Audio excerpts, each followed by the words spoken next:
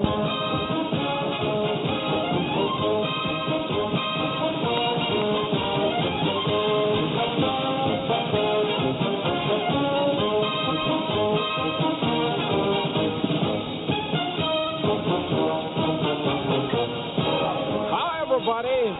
away we go with another edition of the Stampede Wrestling Show. Welcome to Hart Beat Radio here on Saturday night. I'm Bob Johnson, and we have a great show for you this evening with a lady coming on in a few minutes. She was a former WWE ring announcer, Mike McGuirk. She's going to tell us about her career in the pro wrestling business. First of all, I'd like to introduce a couple of my co-hosts this evening. This gentleman here, he's very noted Minnesota radio personality, very involved in the wrestling business from a historical point of view in Minnesota. And welcome here, Glenn Brackett from Minnesota. Welcome to Hart Beat Radio. Well, good evening, Bob. It's so wonderful to be a part of a program, and it's so wonderful for me not to be the host and have to be the co-host and be the guest, because, as you know, I've done a program for the last couple of years called Wrestling Memories and More with a guy that you've had on Hart Beat Radio, George Shire. So it's nice just to be a part of an ensemble tonight. It should be a really good show. I know Bruce has been on a few of your shows, and great to have you on as a co-host. Absolutely. And, I look forward to hearing from Bruce. It was our third fall in a row that we're going to get to chat with each other once again. So, again, thank you for having me on. Yeah, thank you, Glenn. And joining Glenn is another one of our guests this evening, another from Los Angeles, California, one of the noted historians of wrestling, Dr. Mike Leno. Hey, everybody. You know, I meant to mention very quickly, and I really wanted to be on the Dick Beyer Destroyer show, but I wanted to say what a classy move Chris Jericho made. He at the very end of that the reality show for WWE, he gave the end quote from Stampede Wrestling by Ed Whalen, you know, in between time, in the meantime. And that was so classy, and I hope people would have picked up on it. You know, obviously we all did. But with Glenn, we have some history because I did a long time, for about 4 or 5 years, Wrestling Professor show with George Shire, who I've known since the 60s. And Al Friend, Percival A. Friend was his managing professional name, and he was really awesome. He was the lead heel manager. They really didn't have him in Kansas City, but he was the first of note, sort of like a Dr. Ken Ramey type, and really outstanding guy. And he was like, you know, I started as Cauliflower Alley photographer in '86, but he'd been coming like 15, 16 years, and everybody loved seeing him there. And he was, I think, a previous 2-time cribbage winner, and Bob was just saying, didn't he train you, get you smartened up on cribbage, Bob? Yeah. And so we'll be introducing our guest this evening, Mike McGuirk. Welcome to Hart Beat Radio. I've been around the Hart since I was told that probably my first words were cut on the Hart, and what that family. I'm telling you. I mean, every Christmas we got a Christmas card, and your family grew. So, God love Helen, bless her heart, and what a wonderful family. I told you we were going to have some laughs. I am so humbled to be included and asked to be on your show. You know how I feel about your family. It's a done deal, and to be included means so much, and I don't know what you think you're going to get out of me, but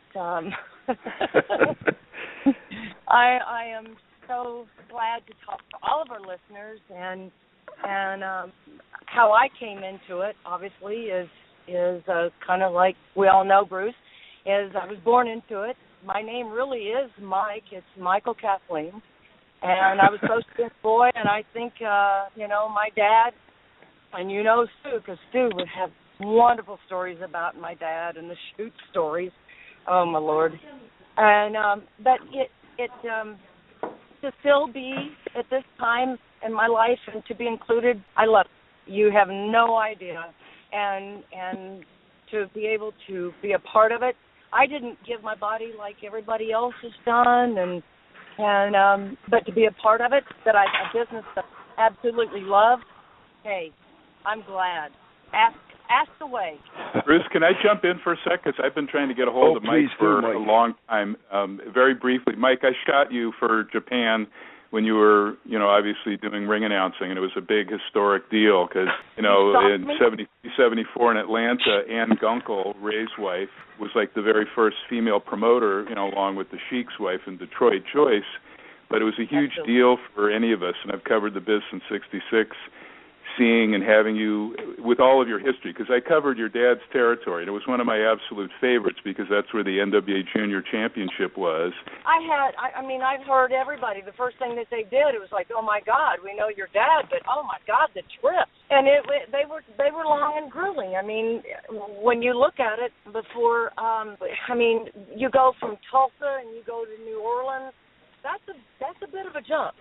And Pat Patterson, the first thing it was, like, hey, I'm Leroy McGuirk's daughter. He goes, let me tell you about your father's territory. So obviously I didn't win brownie points with him.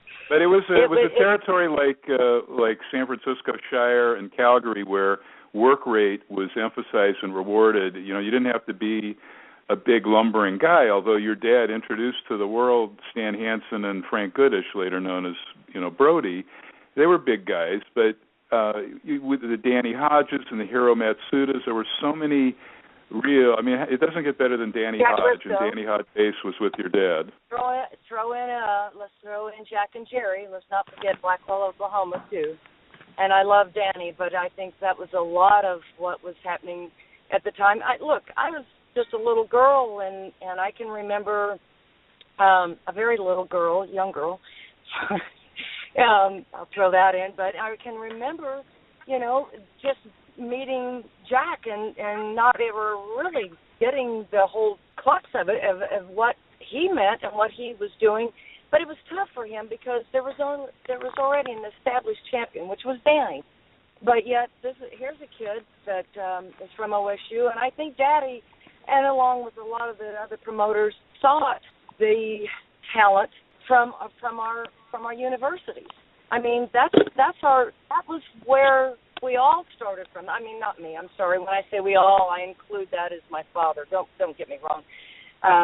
That's the basis of it, and I think that was what my dad always said, is that he loved the business. It was a business, but his heart was always in the collegiate wrestling, and all the way from the very beginning, because it was real to him. And the rest of it was showmanship, and I don't know how I know we're on radio, but a lot of it, was bullshit. And the rest of it was basic wrestling. And and that was my dad. I would see him in the ring if somebody wanted to exercise their skills, and I know Bruce knows this. He saw that. It's no stranger. But for me to see a blind man that just kind of growing up was just a blind man, but to see him in the ring and actually working out with these guys, oh my God! You think I'm going to mess? He was quick. He was quick. Till the day he died, he could move on a pinpoint. And he never forgot those skills. He never forgot how you tone your body, how you keep in shape, and just the old school things of what you did. And I grew up in a huge shadow.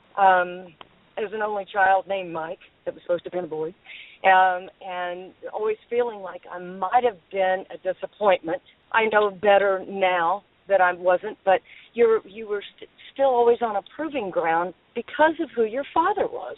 And look at the people that you were around. And to sit at CAC, I'm going to drop a name, and I'm not going to pick it up. You all can pick it up, but at the CAC's 50th anniversary, and I didn't get to see everybody, or you can't, but to talk to some of them and to at least be at the table with Frank's wife and to talk to her and just, oh my goodness, I don't know how I'm accepted as I am, but I'm so grateful. That's where I come from, is that I'm so grateful that I'm part of it and that you all still include me, because I have lots of stories just sitting and taking it all in. Let me, very, very quickly, then I'll shut up. By Frank's wife, you mean Barbara Goodish. I didn't know you were at our CAC. I'm the club's photographer. for the last couple of decades. I would have posed you with Barbara, and she was sitting with Stan Hansen, or she was at that table, at least on that Wednesday night. But very quickly, what year your dad was? We should make people aware that your dad was a world junior champion. He was a big deal when he was, wrestler before he lost his sight. Yes. I forget too. I forget when he passed, but did he get to enjoy and be proud of you ring announcing? Was he still alive when you were doing that? Well, let me tell you how this all started. With a little simple phone call, and whether your listeners, well, I think maybe your listeners might. If not, then here you go. There was a territory which my dad had in partnership with Bill Watts, and that was separated in 1982, and within a year we had a call from George Scott, which is a good name, and associated with the wrestling business in the North Carolinas, and he also came in and booked for us, was a booker, and I think everybody's kind of understand what the booker is, but the relationship still went on, and he called and said, he was going, Leroy and Dorothy, and he said, hey, do you all have a ring? Well, there was one ring that I had. It was in the lower South 40 of the cattle ranch that Dad had. So, but it was like, heck yeah, it's a payday for me, and it's wrestling. It's like, that's an easy thing. But he said, the story went that they were getting ready to start worldwide, and would I be interested, and Vince needed a ring.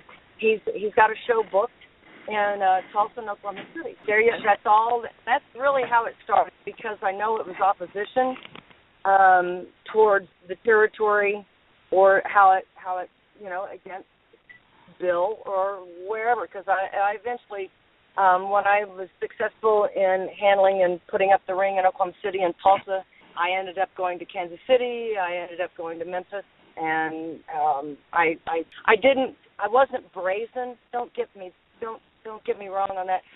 I was just hungry. I wanted to. I had no idea, obviously, what the future held, but it was wrestling, and there was a need, and that's how it really started. Was providing the ring, and my dad. Well, hey, kid, and I was kind of hesitant, and he said, "You're going to do what?" And he and I knew Vince Senior. I didn't know Junior. I never had met Junior. We had heard about Junior, but I had privileged enough to sit on the grievance committee through my dad. I was not on the committee. Don't get me wrong. I was there because I adored my dad and I adored the business on the National Wrestling Alliance when we were in Vegas. So that's how I had met Senior, and he had told me about his son, Vinny. Well, that was the only connection. I was like, okay, so Senior has died, Vinny is in charge, and this is what he's going to do. So, yeah, he was reputable. I'm going to get paid. I'm not going to travel and not get paid. So that's really how it started, and I said, Dad, I'm going to take you. We're going to do this, and I wanted him to go back and see the boys. And that's how it started, because I took Dad on the road with me, and I sent him back there to the boys, and I think it helped him a whole lot to be back where his real true love was, and that was in the dressing room with the guys. And there was respect. You know that, where we still had respect in the dressing room. And what was that transition like for you to go from the regional territories to end up working for the WWF and Vince McMahon? I know a lot of the things that you've learned really were beneficial in getting you there, but what was it like? Because at that time, wrestling really did explode. The Hulkamania thing was already into its second year. But what was that like to go into such a big cross-country machine instead of just these regional territories that you work with, including your father's? Well, what do you think? And who's asking the question? Is this a hard question? This is Glenn. What would you think? I mean, here I was raised in this business, defending it all my life, and it's all of a sudden the tables have turned, and it's like, oh yeah, it's this time, and I mean, come on.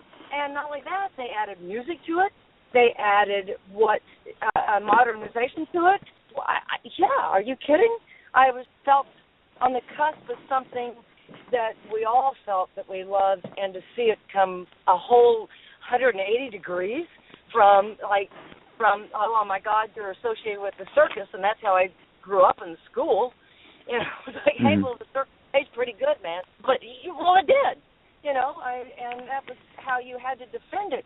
Well, obviously, I knew who they were talking to when it was on the chalkboard, and the best thing was to tell them, you attorneys and you doctors and all of you, why don't you come over to my house? My dad would like to talk to you. Never had a taker one, and the one that did find out the bathroom window, literally. So, yeah,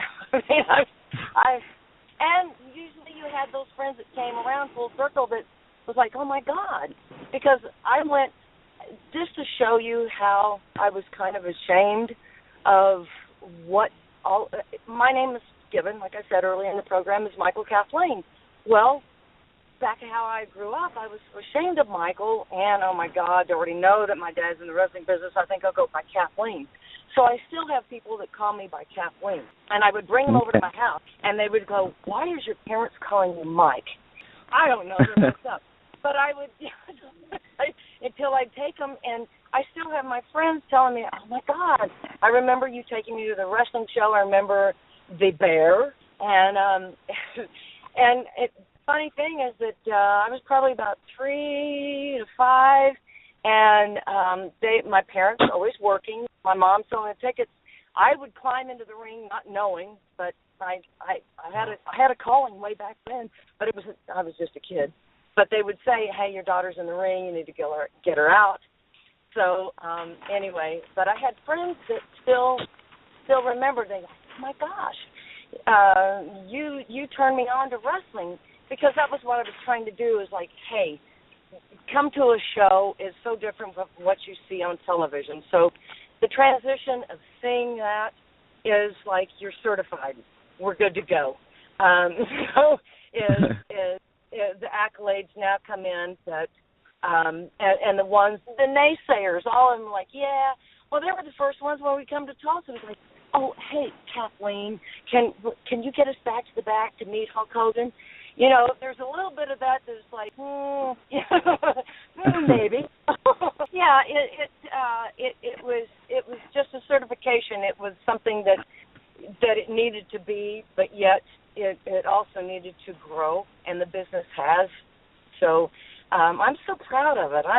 And even a lot of times where I'm at tonight, Oklahoma State University, I was watching football. I know. It's like, you're a girl, you're supposed to be in the kitchen.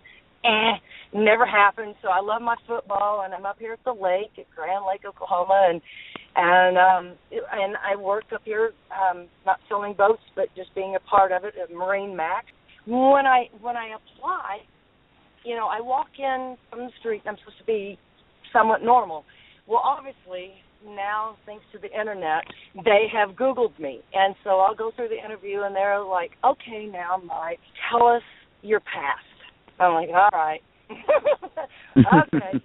But, you know, sometimes you have to be hesitant on that because I don't, how do I don't live in the past, but that is a part of who I will always be, and I'm very proud of it. But yet, you have to be, you've got to kind of judge the waters of who you're dealing with, and not everybody wants to hear about it. And when they do, sometimes, you know, when you're applying for a job, you can get very offensive because it's just inbred. I mean, you defend it. It's just in your bloodline that. You know, I don't care what you want to say or whatever. Those people paid my way, and the wrestling fan is who's listening. You have no idea how I feel. I mean, they made us who we are and where we are today, and they're about my biggest defenders. If I was ever in trouble, I need just a few wrestling fans, and I'll get out of the building free and clear. Mike, can you tell us a little about your mom? Was she kind of involved like Christine Jarrett or Helen Hart? Or you said she sold tickets at the shows. Can you tell us a little? Yeah. Well, there are seeing eye dogs, and there are my mom, Dorothy. My mom was not only my dad's seeing eye dog, but she was never. I grew up. I never thought him of as a blind man. Can you imagine? You know, he taught me diversity early on because he always taught me about this business and that, you know, look at a pencil. And I always was scared of the eraser. Hey, Hart, I'm keeping on coming back to you now. I always knew what an eraser meant. Is like you can be on top one day and erase the next. And so you better be ready for that. And my mom, my mom thought, oh, my God, I could be married and then erase out. She was every bit of the business. And, I mean, the good, the bad, and the ugly. You can't imagine about... And I do. I mean, she was so strong because I remember she would tell me about, and I know it's tough to even still explain this, but there's a connotation, there is the definition about, well, you're not smart. And my mom heard that in a ladies' restroom one night, and she was like, what do you mean I'm not smart? Well, she was from Arkansas and newly married, and they were saying, it was other wrestlers' wives, and my mom bolts out and says, well, what do you mean I'm not smart? Well, my dad, I think, kind of easily, look, I was 18 before I ever knew. I knew about Santa Claus before I knew about what smart meant. Wow. That's the way it was. My dad protected the business, and my mom was everything. I mean, everything to him, and it was not always pleasant. There is... I don't want to plug a book. No matter what, she entered it. She knew. She had no idea about the wrestling business, but she knew she was entering into a relationship with a blind man that she followed his career, for Christ's sake, a one-eyed fellow that was born with two eyes. His first eye was kicked out when he was 11 or 12, I think, by accident, and back in the 20s, you did not have any of the technology, so it was an eye socket. It was a socket, and the only sport that would take him was wrestling. So that kind of makes you a little tough. You're a one-eyed. Again, I'm raised with all these things and reminded of that, and I'm sure that my mom had that. But my mom was his driver. My mom literally, she entered into the relationship, as she said. She goes, your father had a cook, he had a maid, and he had a chauffeur. At the end of the year of the marriage, she became all three, okay? Then she became part of the office. And then I learned that she was also his eyes. And it took me a long time to realize that I became his eyes. But being a child and somebody that, you've got a lot of forces against you, and there is, to try to tell you, hey, Dad, this is happening or this is right or not right. But you become his eyesight and you become his protector. But she was probably the best leader dog I've ever met in my life, and that is not to ever degrade my mom. She was great, and she filled in wherever she needed to be. A lot of parallels with Leroy and Stu.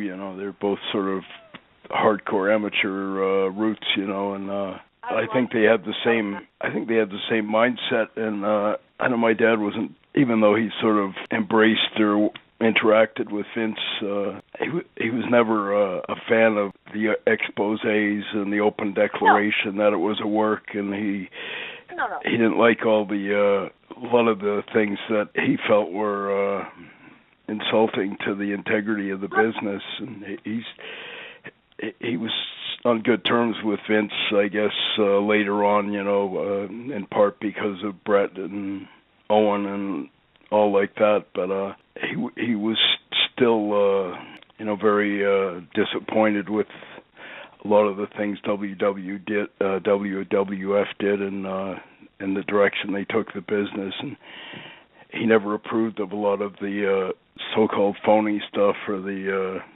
My dad thought that it was kind of bullshit. Bastardized after, there's a lot of guys like Leroy and back in the old Sam Muchnick days and the Luthez days. Sure.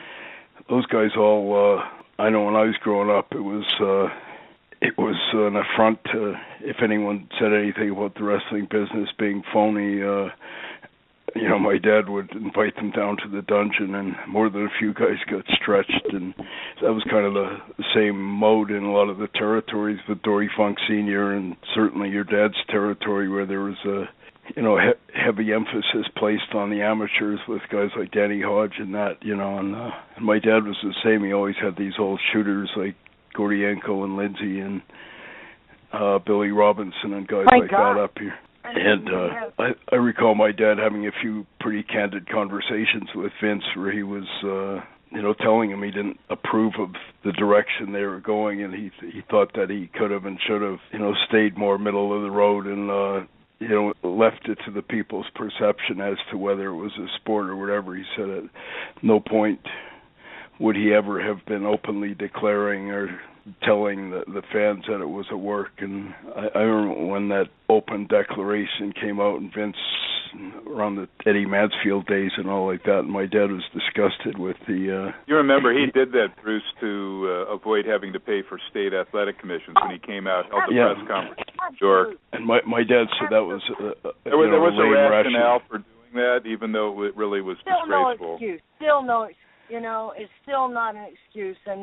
And Hart, you know that, and it was still selling out. And and just to reiterate, my dad always said even if they were selling out, they should have retained their dignity, as he referred to right. it as. You can sell out without selling out.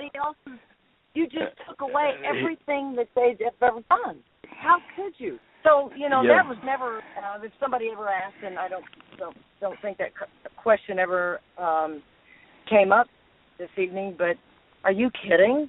Would Leroy, Stu, anybody have approved of that? Hell no. I mean, did I? But we went along with it, and I know Owen, Brett, all of us.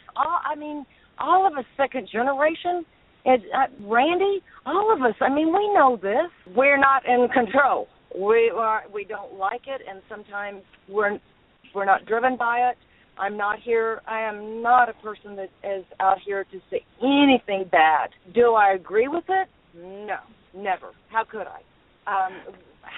The direction that it's gone, and let me just tell you, when I say approval or that it's good, I'm just glad that the people came through the gate and they paid, and it's great. And the way that they did it, not so much. Whatever direction it went, and I'm not here to reinvent the wheel or any of that. If I had a better idea, I would have done it, and you could have called me Mike McGuirk Jr. or whatever, but I didn't want that. And so we are given the hand that was dealt. And just one thing that I've got to say is it just is always in my mind. I don't see Brett. I can't see him without doing this, and it's Owen. For all you listeners out there, I never met anyone that ever touched my life, and he still does, and he still reigns inside my heart. I can be with Diana Hart and can cry at a table when I talk about him, and because of the talks that we've had, what he did for me and what we did for each other, and that we just the human being that he was. I still can't tell you. I'm not family, but I miss him, and I know he's with us. And there's lots of times I talk up there to him and shake my head, and he's never forgotten. Never forgotten. And another one, that's another one that always I could go to if I felt, I can't say it, but it's WTF. What's going on here? I don't know, and I could always, and let me just tell you of an incident here. The year was, and we all know, we were in Dallas. I sat there and watched the car, Owen, and I didn't know at the time, but I knew something was wrong. I'd always watched him. He was pure professional, as all Harps are, and I mean that from my heart. And he'd always warmed up, and I knew during the match something wrong had happened. That was when he blew his knee out. He was supposed to go over to Europe. Bruce, are you with me? And I mean, it was like, oh my God, finish the match all the way to the end. True professional. And so I go to the back.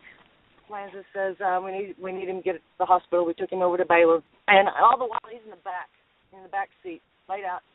And my big question, I'm not driving, and my big question is like, oh my God, are you all right? And he's like, what do you think I am? And I'm like, my God, Owen. And he explained to me, he goes, Mike McGuirk, you know this. And he goes, what kind of professional would I be? Who would I be? Those people paid good, hard money. Am I going to sit there? Am I going to sell? Am I going to let them know that something's wrong? It only took somebody that knew what was going on, that something was wrong. And I was like, oh my God, I would have been the biggest baby. I'd have been crying, screaming, yelling. And it taught me so much about the professionalism and what goes on and what it takes to be in this business. From that end, I don't know the new end and the new age of it, but I knew then and there, it was like, oh my God, this is what you do. This is what you do. You don't, and it always stuck with me, and it was, and also too who he was. Obviously, I was like, oh yeah, that's right. Your dad is Stuart. How could you not? Right?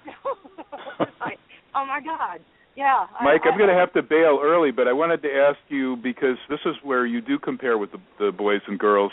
How grueling was the schedule? You had to follow the same schedule for house shows that they did. How tough on that was you, or did you just go with the flow? I didn't think about it. I really didn't. I was grateful to have the dates. In fact, I asked for more. That'll be the next show about why I asked for more. It's like, are you kidding me? You have this going on, and why can't you take this female from Oklahoma that is trying to raise two little bitty kids, that wants to put diapers and turtle ninjas in their life, and why? And it's grueling. You just didn't think about it. If I had thought about it, I might have probably, but I welcomed it. I really wanted it so bad. When I was transporting the ring and thinking, it was like, you guys, you fly in, you do match, and you fly out, and do you ever think about the ring crew? Well, of course they do, because that is the basis. If you don't have a good ring, you don't have a show and everything else that goes with it. But to be elevated into that and to want that, you didn't think about it until you went home and your kids missed you, and they asked if you could always, could you, like, have a job with windows in it? And it's like, I do, but it happens to be when I look out, it's the sky. But, it's like, it's paying us a good living right now. So I didn't think about it then if it was presented to me. You just didn't. It was a bird in the hand to me. It was a gift. And to be with the people that I loved. And in that point, it was still family, guys. Those boys, till to this day, living or gone before us, are my brothers. They took me in. Did they take me in real quick? No. You got a proving ground. Your name doesn't mean shit if you can't, come forth with. And that's what it meant to me. This was my family. And when my dad died and passed away, I asked Vince, I said, get me the hell out of Oklahoma and put me on the road. I want to go and be where I can be close to him. And that was with us on the road with the fellows. So, I can't begin to tell you to this day what all those guys. And when I say that I put a few of them to bed, it was not with me in it. It was them first. Olin was one of them there. So it was always protecting the business and the guys, and that's what you would do for family, would you not? Of course you would. Well, let me just ask, because two guys that were very famous that worked for your dad, Grizzly Smith and Gordon Nelson, were setting up the ring and the ring crew heads at the other company, Atlanta, WCW, NWA, and there you were, I guess, as a precursor to your ring announcing career, doing that with Titan. Do you want to know how it happened? Thank God for a loudmouth, obnoxious DJ that WWF had hired, obviously, for trade-out purposes or God knows, tickets or advertising. And it was in Memphis, Tennessee. My daughter's named Priscilla. Let's go into a little bit of Elvis. I'm in Memphis, Tennessee. My mom and my dad's in the crowd. I just already went to the back and talked to Moolah and Andre. And all of a sudden, they're like, Jack Lanza says, that guy's out of here, which is the disc jockey, because he was like, hey, man, hey, wow. Obviously he was not of the wrestling. So he said, you know what you're doing. No, I really didn't. But he said, I played a good card, and he thought I did. And he said, I need you to go up there and announce. All of a sudden, I didn't know Andre's name. I didn't know Moolah's name. I didn't know anybody. And I'm writing out their name and their race. And they're like, you're going to go up there and you're announced. This was September 12th, 1986, Memphis, Tennessee. And that's where I started. I'd already, let me just tell you, I'd already just bucked a deal where somebody had said, you're not running the show, you're not running opposition. And they had flattened my tires to the ring trailer and had tried to stop the show. That ain't nothing. So, but put me in the ring and I don't know anything, well, we might have a problem. But I went in there, and that's when I did it. And I my dad's out there. Dad, how'd I do? And he said, if you got to ask, then you're going to get critiqued. So, again, Hart, you know how that is. Don't ask the pros for approval. They might tell you something you don't want to hear. But that's how I started. Was for an obnoxious announcer, and it didn't take just till then, because it took me probably about, that was 86. It took me 2 years to get on television, and that's another story. But I was continuing to do house shows in a professional manner and keep the radio DJs and keep it kind of professional. That's how it started. Are we still there? Have I put you asleep? Oh, yeah, that's great. That's great. Mm-hmm. Have we had a good time tonight, listeners, everybody? I hope we have. You guys okay?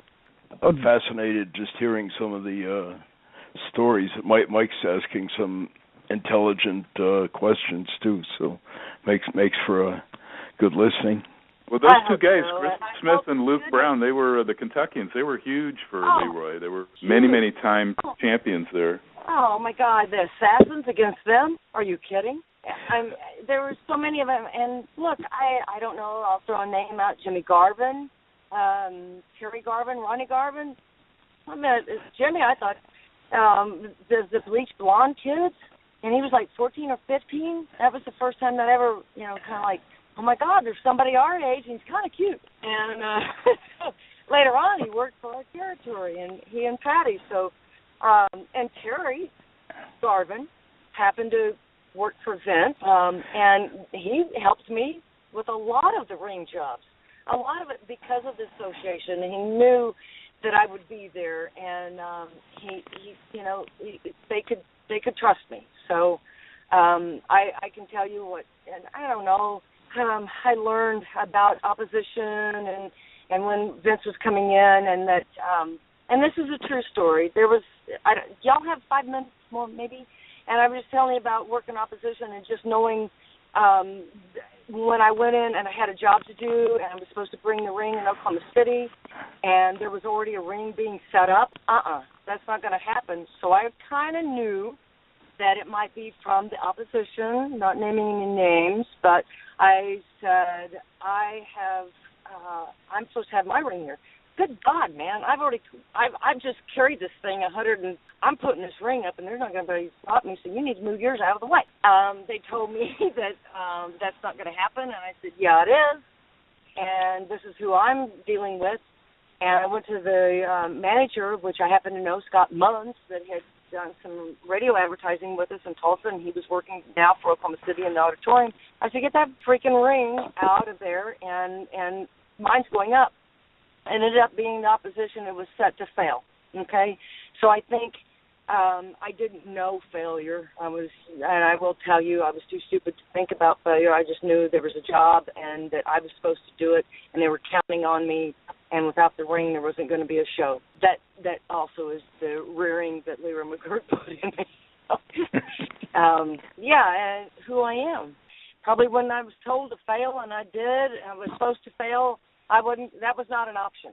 Failing was not an option for me. Was there some sort of competition involved as well with, say, a Mel Phillips or a Howard Finkel? Because they were announcers as well, and then they see this new female lady with lots of experience from a great wrestling family come in and be such a natural. What was it like? Did you ever detect any sort of feelings of competition, or was it pretty an even-keel thing with these guys?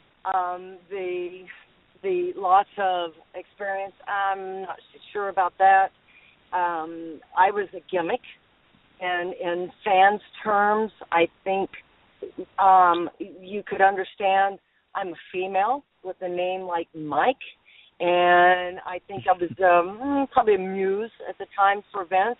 But it had to be his idea, okay? I was trying to sell it, is like, hey, let me do this. It has nothing to do with I'm trying to take Mel, and certainly not Howard. Although I think Howard looked at that, and that was kind of tough. I didn't, again, I wasn't looking at, that was not in my repertoire. It was not something that I looked at as like, oh my God, if I would have thought of that, I probably would have never stepped up to it, right? So I knew it was, this was an opportunity, belly on up. And what I tried to do to Howard, not to Mel so much, it was to Howard is build him up and still do, hey, I'm not in here to make you wear a skirt, and I sure don't want to do, anything different. But I this is a job that I'm assigned to do. I think your work is great, and the only thing I'm going to lend to it is probably what you can't do. And that was the only thing is blonde hair and high heels. And the rest of it was true. Come on. I mean, and the rest of it was the strength of it. Can I laugh? So it was not about experience, and I had accolades, and I had all this behind me. No. And remember, all the time I was set to fail. I'm not stupid. I mean, I think he gave me that, and he goes, well, and I was amused. I still think that, and it's nothing against Vince. God, I mean, nothing. He opened a lot of doors to do that, and then it stuck. He was like, okay, now I'm stuck with her. So what do I do with this? And but I also to the point of I think we have something here. I'm not out to sell sex because that was not an option at that point. I didn't ask for anything special, nothing. I mean, I can tell you my first dressing room was with Frankie. If anybody knows who that was, that's the Bird. And that was who I dressed with. And it was like, that was your welcome. It was like, here, you and Frankie can share the dressing room. That's my diva story. And that's the truth. Because you didn't want to make waves. I was a female, and you were given a chance, and until I met Sherri, and God love you, Sherri Martel, is I learned to stand beside, and in her shadow was like, hey, Sherri, can we get this? And Liz, it was Sherri, me, and Liz. And I think a lot of the voice that comes from me today, Sherri can't talk, nor can I talk for Sherri, nor can I talk for Liz. But I can talk for Mike, and I can tell you what those days were like. And they were lean, and they were fun, and they were also, oh, my God, how in the world can I do this? Because I'm sitting there with Sherri. She's getting her ass beat in the ring. She's working. She likes me. She respects me. I mean, how does that happen when I'm not in there giving my body like she is? So, there's a camaraderie because we're in this together, and we're women. Not ever thinking that we're doing and breaking anything. Are we glad, or can I speak for them? Would I love to speak on behalf and say, I'm so glad that I'm here, and that I'm not putting words in anybody's mouth, but I can just tell you that I was totally in awe of those two women. Boy, we really benefited up here, and I live up in Minnesota. We really benefited watching on AWA television, seeing a lot of Sherri Martel in action. And boy, that is not, they have divas today, but Sherri was an all-out tough wrestler that you would believe could probably mess with the guys just as much she could mess with her contemporaries in the female division. What was it like? Well, you got to be pretty close friends with her and traveled with her as well, right? You gain a lot of experience in who somebody is when you're traveling up and down the road with them and seeing who they are. So I can't even. Every time that she would embrace me or just call me her friend and that she liked me and she loved me, I was like, are you kidding me? Look, or just to be in the ring with her. And I knew when she would fix my hair, am I going to say no to Sherri Martel that she's going to fix my hair? Or she's going to mess it up when she gets in the ring? And there's a lot of that video out there if somebody catches that, where she'd look at me and I'd say, oh, my God, I've been out here since 7 o'clock. It is now, when we've been taping for 3 hours, she's the main event, and she's looking at me and giving me that eye like, I'm going to mess your hair up because I fixed it. And it would be, or else if she'd tell me, we were in Germany, no kidding, I will never forget this. Never, she told me, never, her or Liz, I'm sitting at the ring sign doing what I'm supposed to do, and all of a sudden, to look, when those wrestlers and those people look in your eye and they look at you and you have eye contact, something's going to happen. And it's like you're going to go through midair. And it's like, oh, my God. Do you sit there and argue with them? No. Okay. And then the worst of it, the end of that story is, oh, my God, Liz has a chair, she's holding a chair, and I'm on the bottom and Sherri and her are fighting. Do you think I know where that chair's going to end up? Oh, shit. So, yeah, I'm kind of, yeah.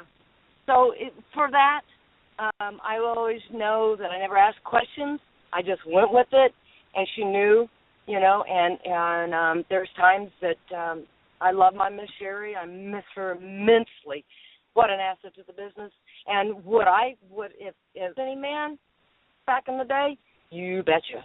I saw her. I would see her get in a cage match, and the Warrior drop her on her chest, mind you, which was not enhanced. It was all Sherri. And I think, oh, my God. Just to see her work. I was a fan. I could not have been what I was, where I was, anything, had I not been a fan first and foremost. So everybody that's listening, let me tell you, I was not privileged. I wasn't right where you guys were as a fan and a lover of good work and talent. And she had a lot of talent, and I was scared of her, yes. I was scared of her. I told her, friends or not, I was scared. Yeah. Mike, I was going to ask you if what your dad's perspective on the evolution of the business was after the demise of the NWA, because he was pretty prominent with NWA. I remember meeting him down at the conventions a few times down in Vegas, and he seemed like he was pretty one of the pillars of the NWA, especially the junior heavyweight thing. And then what was his take on Vince's kind of rise and the demise of the NWA? Well, that's why still today, and I think there's a solo of Bruce, that the NWA that I love. It will always be a part of it, but that's, that was what brought us to Vegas, was the National Wrestling Alliance. It was an alliance with all promoters, Vince Sr. included. We all got no longer we hashed our differences out. Canada, Japan, all of, my God, Australia, so Jimsy Barnett, and all of us, but we had an alliance for the good and the love of the business to succeed.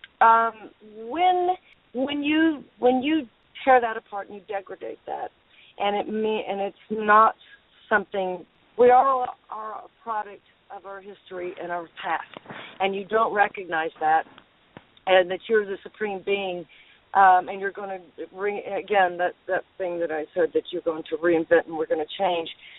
How could he? Who is your father?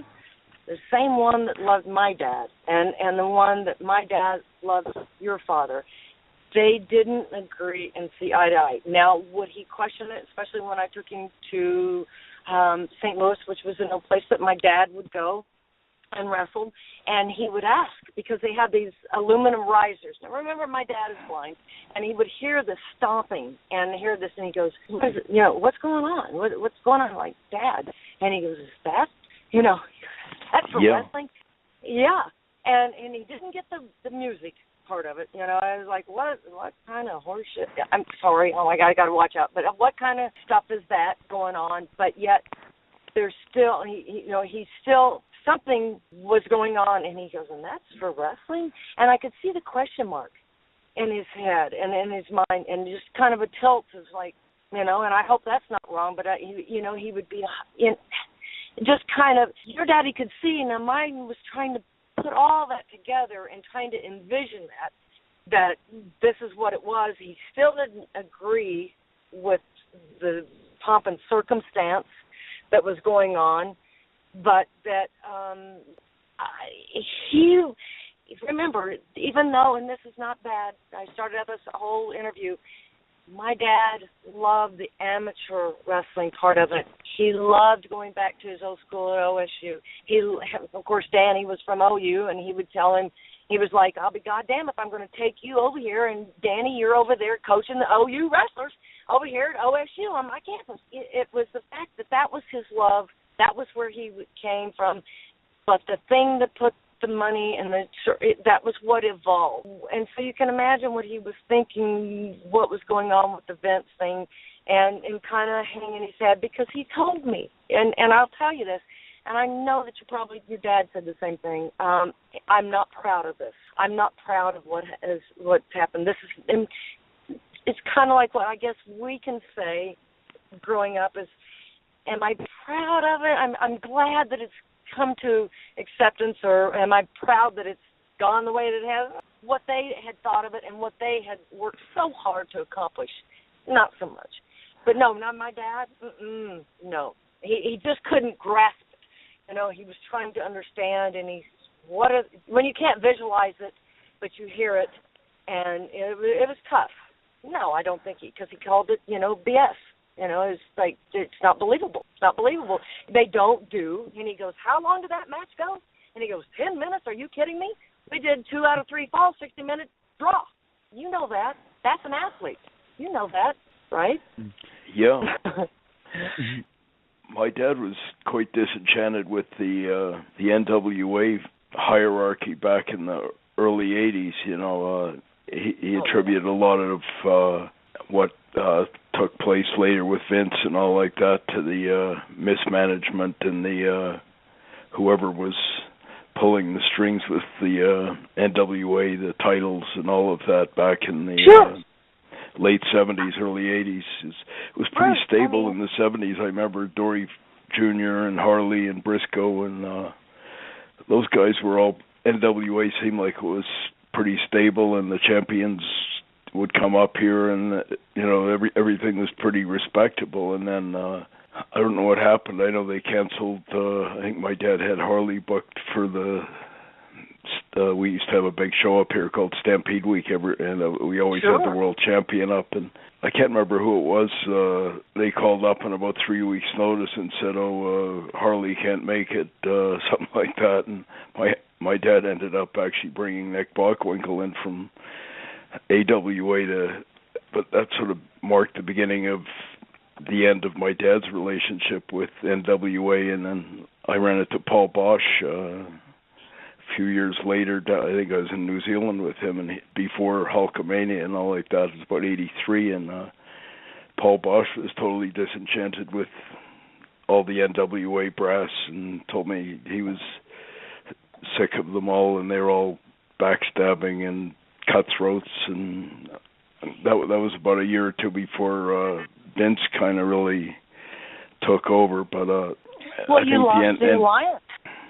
Yeah, the NWA, it seemed to erode or implode from within. They're all backstabbing, cutthroating, and I know I was on a tour down in Australia and New Zealand with Flair and Harley, and they switched the belt about 8 times in a period of about a month, which would have been unheard of in the old Sam Muchnick days, and shaking my head because I don't think they ever had the title switched ever in Calgary in 40 years, and they were out in New Zealand and Singapore and Australia switching it back and forth every night, and so you lose credibility of the belt and the title and what it means. Yeah, I completely. I was like, this is like switching the Stanley Cup or the Super Bowl every second night or something like that, and like back in the day, Dory Jr. had it for 4 or 5 years, or Luthez had it for on and off for 20 years, pretty much steady, and but there was a lot of mystique about it. Well, look what happens with junior heavyweight to this day. We don't know where the original belt is that my dad had contributed. It was my dad's personal belt, and we still don't know where it is. And that was one thing. He was like, "Oh my God, Danny." He was lured down to the Florida territory, and it was the beginning of. He's like, "Danny, take care of the belt." Well, he was worried because you can't just drop it and bring it back and drop it. He was worried about what they were going to do to it and make it nothing, which they eventually did. And it was because the heavyweight person decided to do that, and that they there's no interest in the junior heavyweight. Well, the heck there isn't. I remember there was huge mystique about it when Danny Hodge had it, and he was pretty much like Lou Thez. He had a huge rep for over a decade there. He was, I think, the champion from the 60s to the 70s there, and sure, it was a very prestigious belt. And I don't know what went down. Maybe in the late 70s or early 80s, it seemed to drop out of sight. I remember hearing names like Al Madrill and I'm not sure, Ron Starr or some of those guys. Ron Starr is the one that took the belt, and we've never seen it since. Never seen it since. And he was the guy who sued or something, wasn't he? Or something? I know he worked up here after, but I never. My dad was ill at the time, and when all this was happening, and a lot of things were happening. We had changed, and they brought in, and it gets me because he was a slow, let's sit in a hold. He came out of Amarillo, and I'm going to change everything up, include strip the belt off of Ron Starr. When they did that, I did not know it. I was married to Brian, and which and which is totally, all of this split, and everybody that knows the history. Lord God, I don't think we have another hour for that one. But anyway, it was not only my personal life was going and integrated with the wrestling business, but to have that happen, it was like I couldn't get to my dad and him making decisions. Oh, my goodness, I'm trying to think of who he was right now. And I think you all can probably look at it. Not Les Thornton? No. He came out of Amarillo. Oh, my gosh.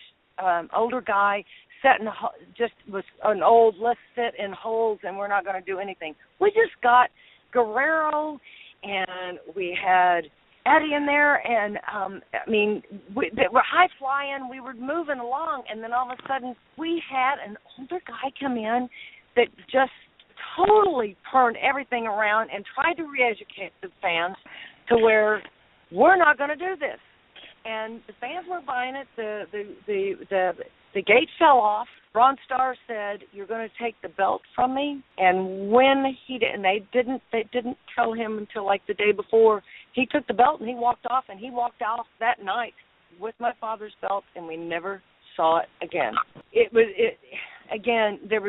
just like something that you see and you can't grab because it's like going into the lake. You see your keys go down to the bottom and you get it, and that's exactly what happened. It's like, my God, I can't. And it was tanking. Everything was tanking. Eddie Gilbert, we had him, and my God, Hector Guerrero, and these the high flying kids, and then you stop and you totally change the whole program, and then you pissed off a guy. And in the meantime, I'm married to a guy that I love tremendously, and he's torn between, he's young, we're both young, and this is happening, and we couldn't stop the bleeding, and he was killing. I don't know, you look back and you can't look back. If you could have changed things, but my dad thought this is what he was supposed to do. He figured it out by mathematics. You don't, and we brought Skandar Akbar in, which was great, but we just surrounded ourselves with people that you couldn't be trustworthy. But I'll never forget trying to scramble and trying to hang on to things, and all the while a partner that was split from was doing incredible business, and it was tough. It was tough all the way around. But I think the hardest part is to see not only that happening, but also, too, everybody, listeners, I know you younger kids, in the 80s, we were seeing such a change in television. And we'll go back to the Alliance. The Alliance was something that we all had our territories, which meant we all had our television areas that we secured. So it meant that we were respectful of the area that the television broadcast. We didn't have cable till the 80s. We were just beginning to get New York in. So when all of that happens, it was kind of like a free-for-all. It was crazy. So, and then I know everybody's like, hang on to your channel, hang on to this. I'm going to throw UHF was coming into play, and Fox Network, and so competition was beginning. All the while, business going crazy, and what you just spoke about earlier, the business was tanking, and the NWA and people like, well, forget that old organization. I'm coming aboard. And it was it was kind of like the gold rush or something, it was just changing, and the evolution was changing. And then Turner put Turner into it, and how can you compete? How can the regional promoter compete? Although they were hanging on, they were trying. I mean, when I talk to people today, they were like, "Oh my God, you all ran Tulsa, Oklahoma City." I mean, let me just tell you, my father ran two towns, two nights, somewhere, 7 days a week, consistently. Okay, that was how big this territory was, and made money. And then we were bicycling, which I don't know if somebody can understand bicycling tapes. So you have a tape, and I'm probably speaking of something that I know that you and I understand, but we were trying to stay ahead of the game, and so a program might be going on here down in Louisiana and different in Oklahoma. Try to keep that, we were tap dancing to that kind of thing, and then having a satellite come in, and how are we going to bring those people in to the gate live when they've got all the wrestling that they need saturated right there in their front room? And then they would say, well, how come you can't have Tommy Wildfire Rich, or you can't have this or this or this? And we're not, all of a sudden, we're not a fan of your local talent anymore, which was great talent. NWA, Harley Race, the Giant. And, it's something that I'm going to digress a little bit about, going back to the champions. Again, when we were NWA, they all voted on it. All the promoters, that, put in their money towards that, into the belt, because it was all equal. We're going to bring in the champion. We're going to build up our local. That meant something. And we all shared in the champion. We all shared in Andre. We knew that. And the alliance died. And greed took over. Bottom line. Oh, gosh, I'm telling my age of all this experience that I've had and know, but don't get me wrong, listeners, everybody out there's no bitterness. I'm just trying to bring a little bit of history of what it was and what it was like, and it was a beautiful time, great time. To see that change, not so much, but, it's kind of like the theory of life. Are you going to jump on, or are you going to sit back and criticize it? Well, you're going to get left behind. You try to understand and get on with the new era. Do you like it? Not so much, but it's a good payday. But that wasn't my dad, so don't get that wrong. And my dad was already out of it, and he was like, "Hey, kid, if you can, it's great. I don't understand a female in the business, and not, because I was never to be a lady wrestler, and that was to not knock the wrestlers, and the women at all. It was just the fact that he knew the life, and he knew what it did to your body. So that was the only reason, and that's not knocking it at all. And Sherri knew that, and I God, kudos to these women to this day that I still try to ask, or befriend me on Facebook, because they were like, they'll come back and they go, "Are you Leroy's daughter?" I'm like, "Oh, yes."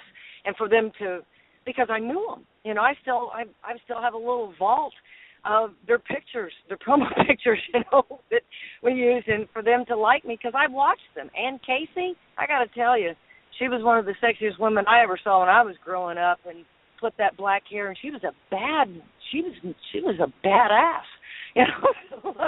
I like her, but I mean, I love the other women too, but they were all a part of my makeup, and So to sell out, I don't know. Bruce, it's just kind of hard. It was kind of give and take, and I think we all done that too. Do you get on this ship and ride part of it, or do you not? Now, and somebody will say, well, do you watch it now? Not some. I really don't. There was a certain method to the madness, so to speak, and when I watch it now, it's like everything's been thrown out the window. And I remember with the world titles back in the day, like Dory Jr. and Briscoe, and it was always a straight finish if and when and the guy would have the belt for 5 years or something, and it was big news when Dory Funk dropped the title to Harley, or Harley dropped it to Briscoe, or Briscoe to Terry or something. It almost like pisses me off when I hear some guy who's barely a competent worker is a 15 times champion. And, that means more than Lou Thez was a 6 times champion or something like that over 30 years. But this, some guy's been a 15 times champion over 15 months or something like that. Right. Stuff like that Exactly. just annoys me, and why should it not? I mean, even in today's terms, you can change in a month, or 2 weeks. Then not much of a champion, are you? I mean, I'm sorry. Oh yeah, for me, like maybe as capsulized in one shot where they have this Jon Stewart, who's not even a wrestling person or anything. He comes in and is involved in some contrived bogus finish for WrestleMania for the world title, and I'm just sort of shaking my head and saying that would have never happened in the Sam Muchnick days, where you had some non-wrestling walk-on come in and swerve finish like that, and it was. Well, you know what would have happened to them back in the day. No, and it's funny, in the early days with Vince back in the 80s, I'm not sure if it was because of his father or what, but they were almost the total opposite, with heat and swerve finishes and run-ins and all this stuff, I remember talking to like Chief Jay Strongbow and Gorilla and those guys back then. They used to come up to Calgary when we were still running, and they were always telling me that we had too much heat and we had too much hot finishes and stuff, and we're like ultra conservative compared to the crap that they're inflicting on the people now with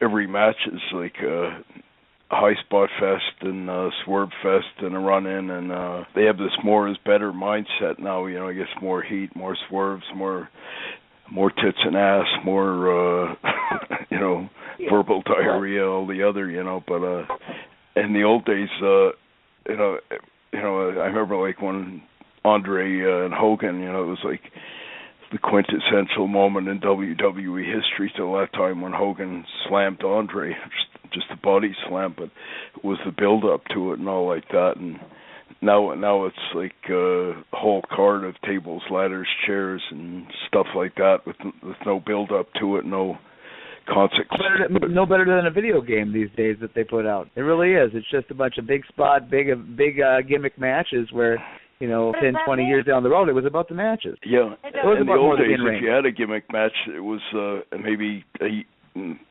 months to build up to a cage match, and there was all this kind of drama leading up to it, and nowadays, there's not even any lead up or anything. All of a sudden, you got two guys who don't even have any issues with each other in a Hell in the Cell or a ladder or whatever, and I'm sort of shaking my head and saying contradicts all the... And you can't fool people, you know that? You cannot.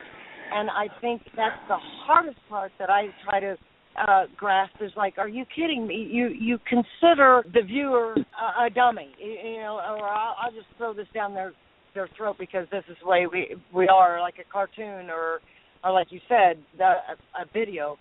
They're not stupid, and I see that more and more when I absolutely lend my name or be a part of a show when they say they're old school, and it's you kind of hesitant. I'm like, don't advertise until I go there, and I kind of see that they really are, or they have some kind of idea that they're trying to bring it back, and I still think that, and I think you understand that, Bruce, that. Everything cycles, and we've had so much fed to us, thrown, bing, bang, blast.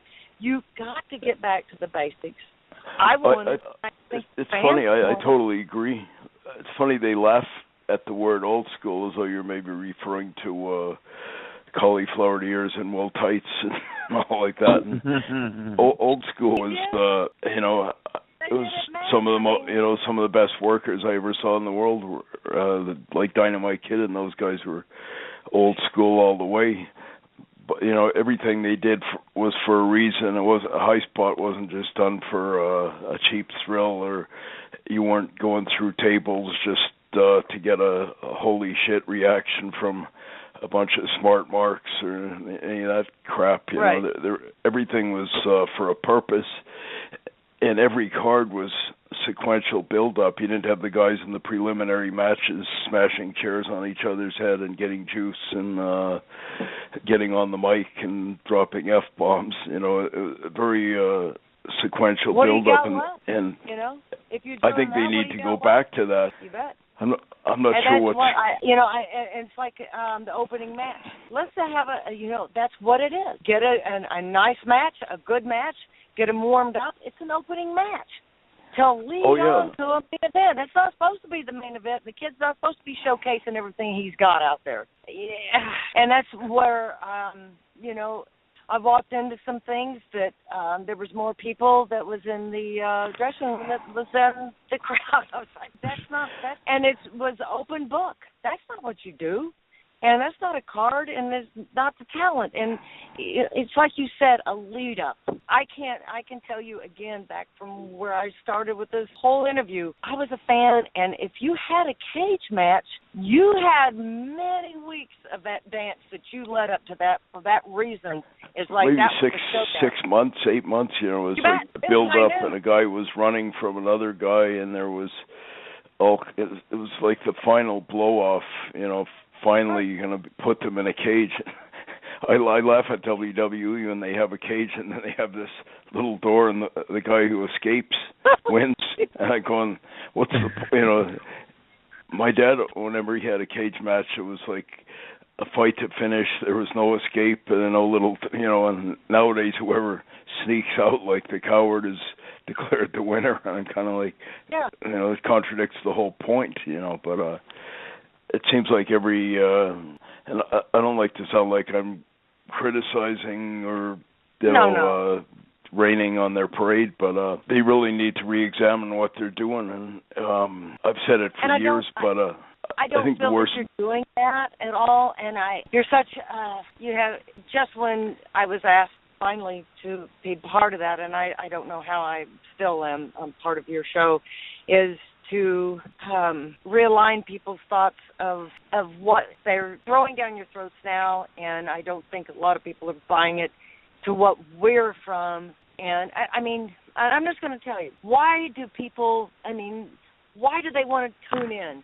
Why do people want to, if they are looking at a soap opera per se, or soap opera, they don't promote just soap anymore, but there is a storyline.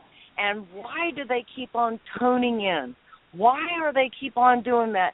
There's a storyline. There's a build-up. There's something. They've lost it. It's like, and the only one that I watch right here is Young and Restless, or The Old and Useless, however you want to do it, but it's Young and Restless. But it's like it's old writing. It's old school.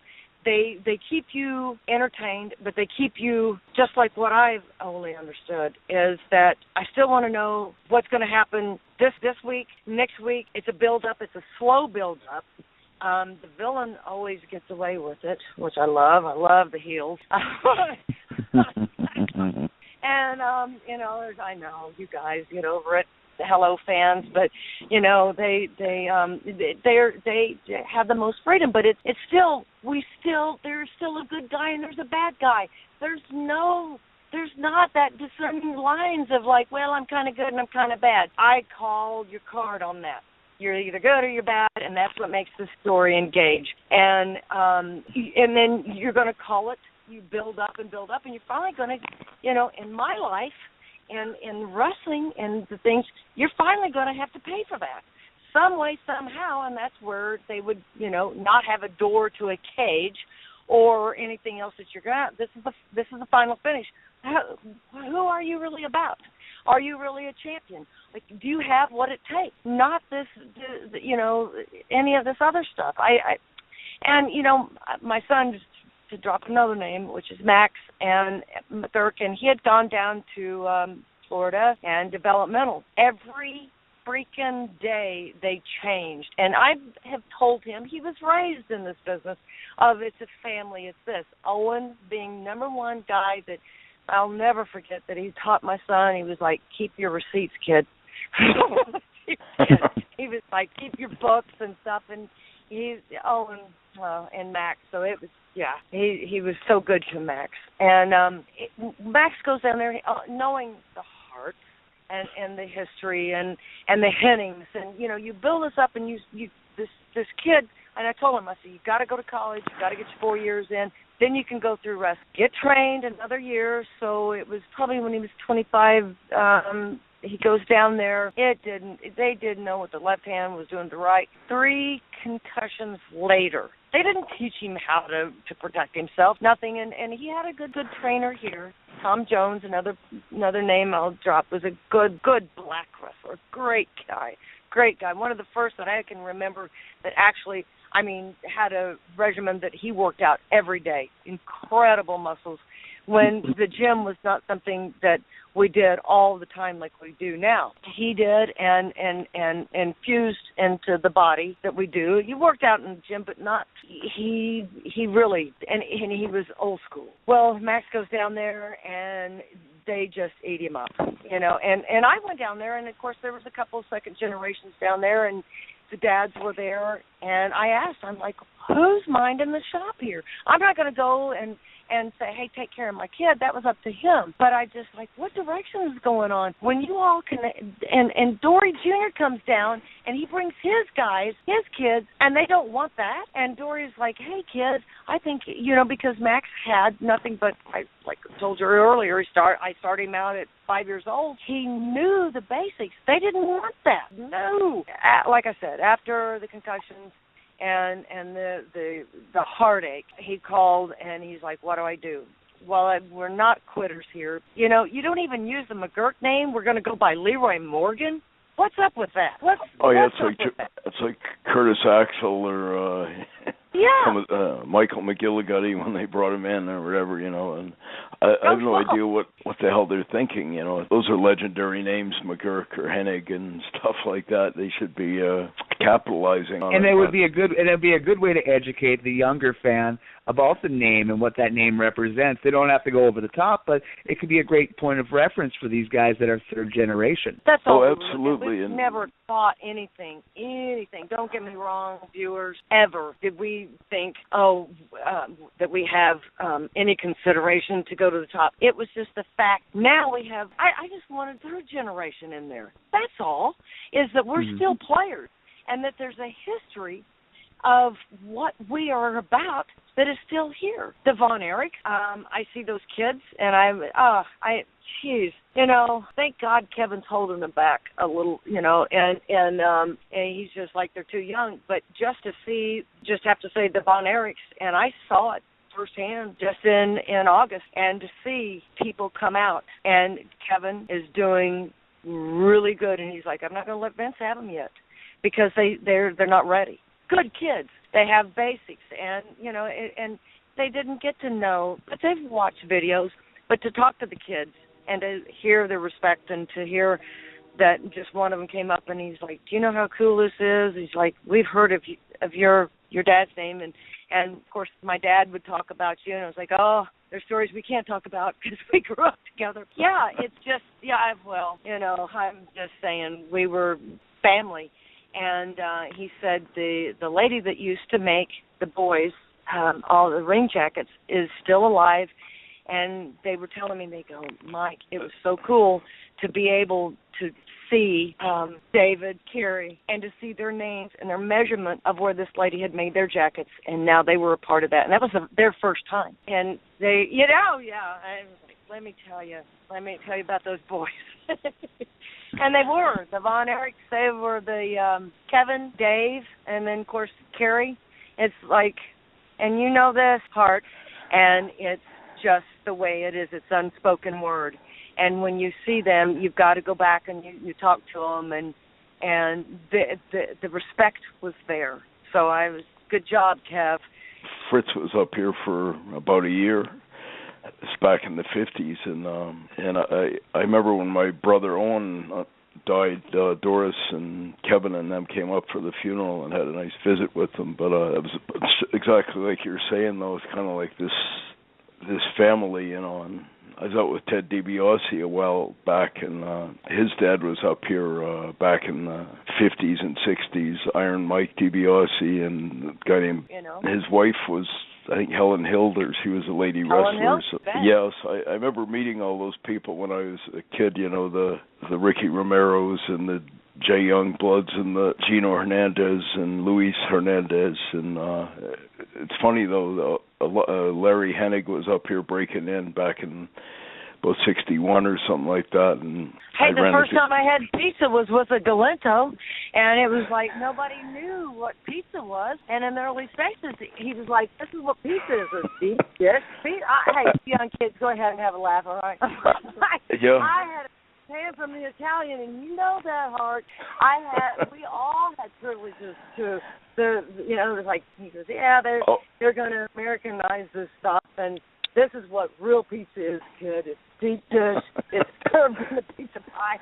Yeah. It's funny, everybody seemed to know everybody back then. You know, I run into so many. Johnny Valentine was up here, and then he sent Greg to break in up here, and I mean Maurice Vachon was up here, and he sent his kids up here, and it was so many of them. You know, generation once. Who wouldn't send them up there to the Hearts?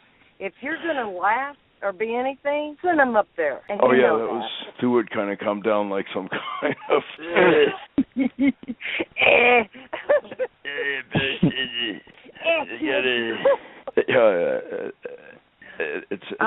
It's rare that I get a chance to share perspectives with people like yourself that have kind of been there and done that, you know, and it kind of brings back a lot of memories. Absolutely. Don't ever forget it, because I don't know if you get to see Diana and of course Brett. It's unspoken, you know, and that's why I just didn't get to. I don't know if I think I got to lend a hug or I mean, it's so crazy and busy with the CAC, and it's like, okay, point and shoot, and it's like, hey, Mike McGuirk, I just grabbed you, and it's so fast. And this time, next year, I'll get to have more time, because that was my first. And let me tell you, I bit done, over, cooked done, and turned over. To go back to CAC, which is Cauliflower Alley Club, and so many years. I have been told previously, it was like, you know, yeah, no, whatever, or reason why, I don't know. So many things. And this time, this year, it was like, nope, I'm going, it's done. I had been a member and had talked to Carl Lauer, and then when I heard about Brian being the president, I wanted to support him, obviously, and put kind of down things that, you know, people like to say. And I'm like, no, we are friends, and not only that, how can you not? I mean, I married the man. I love him to this day. We're both associated and have loves of the wrestling, and he loved my life when he met me and introduced into this wonderful world of family. And obviously, he went on to come around full circle, and that he's done so well in doing this and handling it. Is he knows how I feel to be a part of that, or just because somebody would say, and they would say something, I would be up there in the room where all the pictures were, and they'd say, they don't know you. You gotta, you know, tell them you're Mike McGuirk. And I thought, I don't do that really well. And anyway, Charlie, I think, an older guy, and he was like, somebody tells me you're Leroy McGuirk's daughter. Yes, absolutely. Oh, my God. And then it would be just floodgate. And it was like that when I had met your dad. And I was on the road with Vince. Even though I didn't ever think that Stu Hart would ever think I was, and he didn't. It was because of my dad. But it was because when Stu Hart heard that I was Leroy's daughter, that opened up a whole conversation, and how he thought that was great. And because my dad had already passed by that time, I will never forget, because it was like hugging my dad when I got to hug your dad, because it was confirmation that, God, I must have done something right, because Stu Hart absolutely was hugging just because of who I was associated with, not who I hadn't done anything, for God's sakes. It was because I was my dad's daughter. So that's family. That is family, and I get that when I go back to CAC. It's funny how many of those people, Mike, were advocates, of amateur wrestling or shooting or whatever, but like your dad and I think Vern Gagne and Dory Funk Sr. and Ray Gunkel, and I know Luthez had a lot to do with the St. Louis office with Muchnick and all like that, but sure, they were all very old school in that respect. That seems to be one of the things that has been lost in the last 20, 30 years. It doesn't seem to be that many of those types.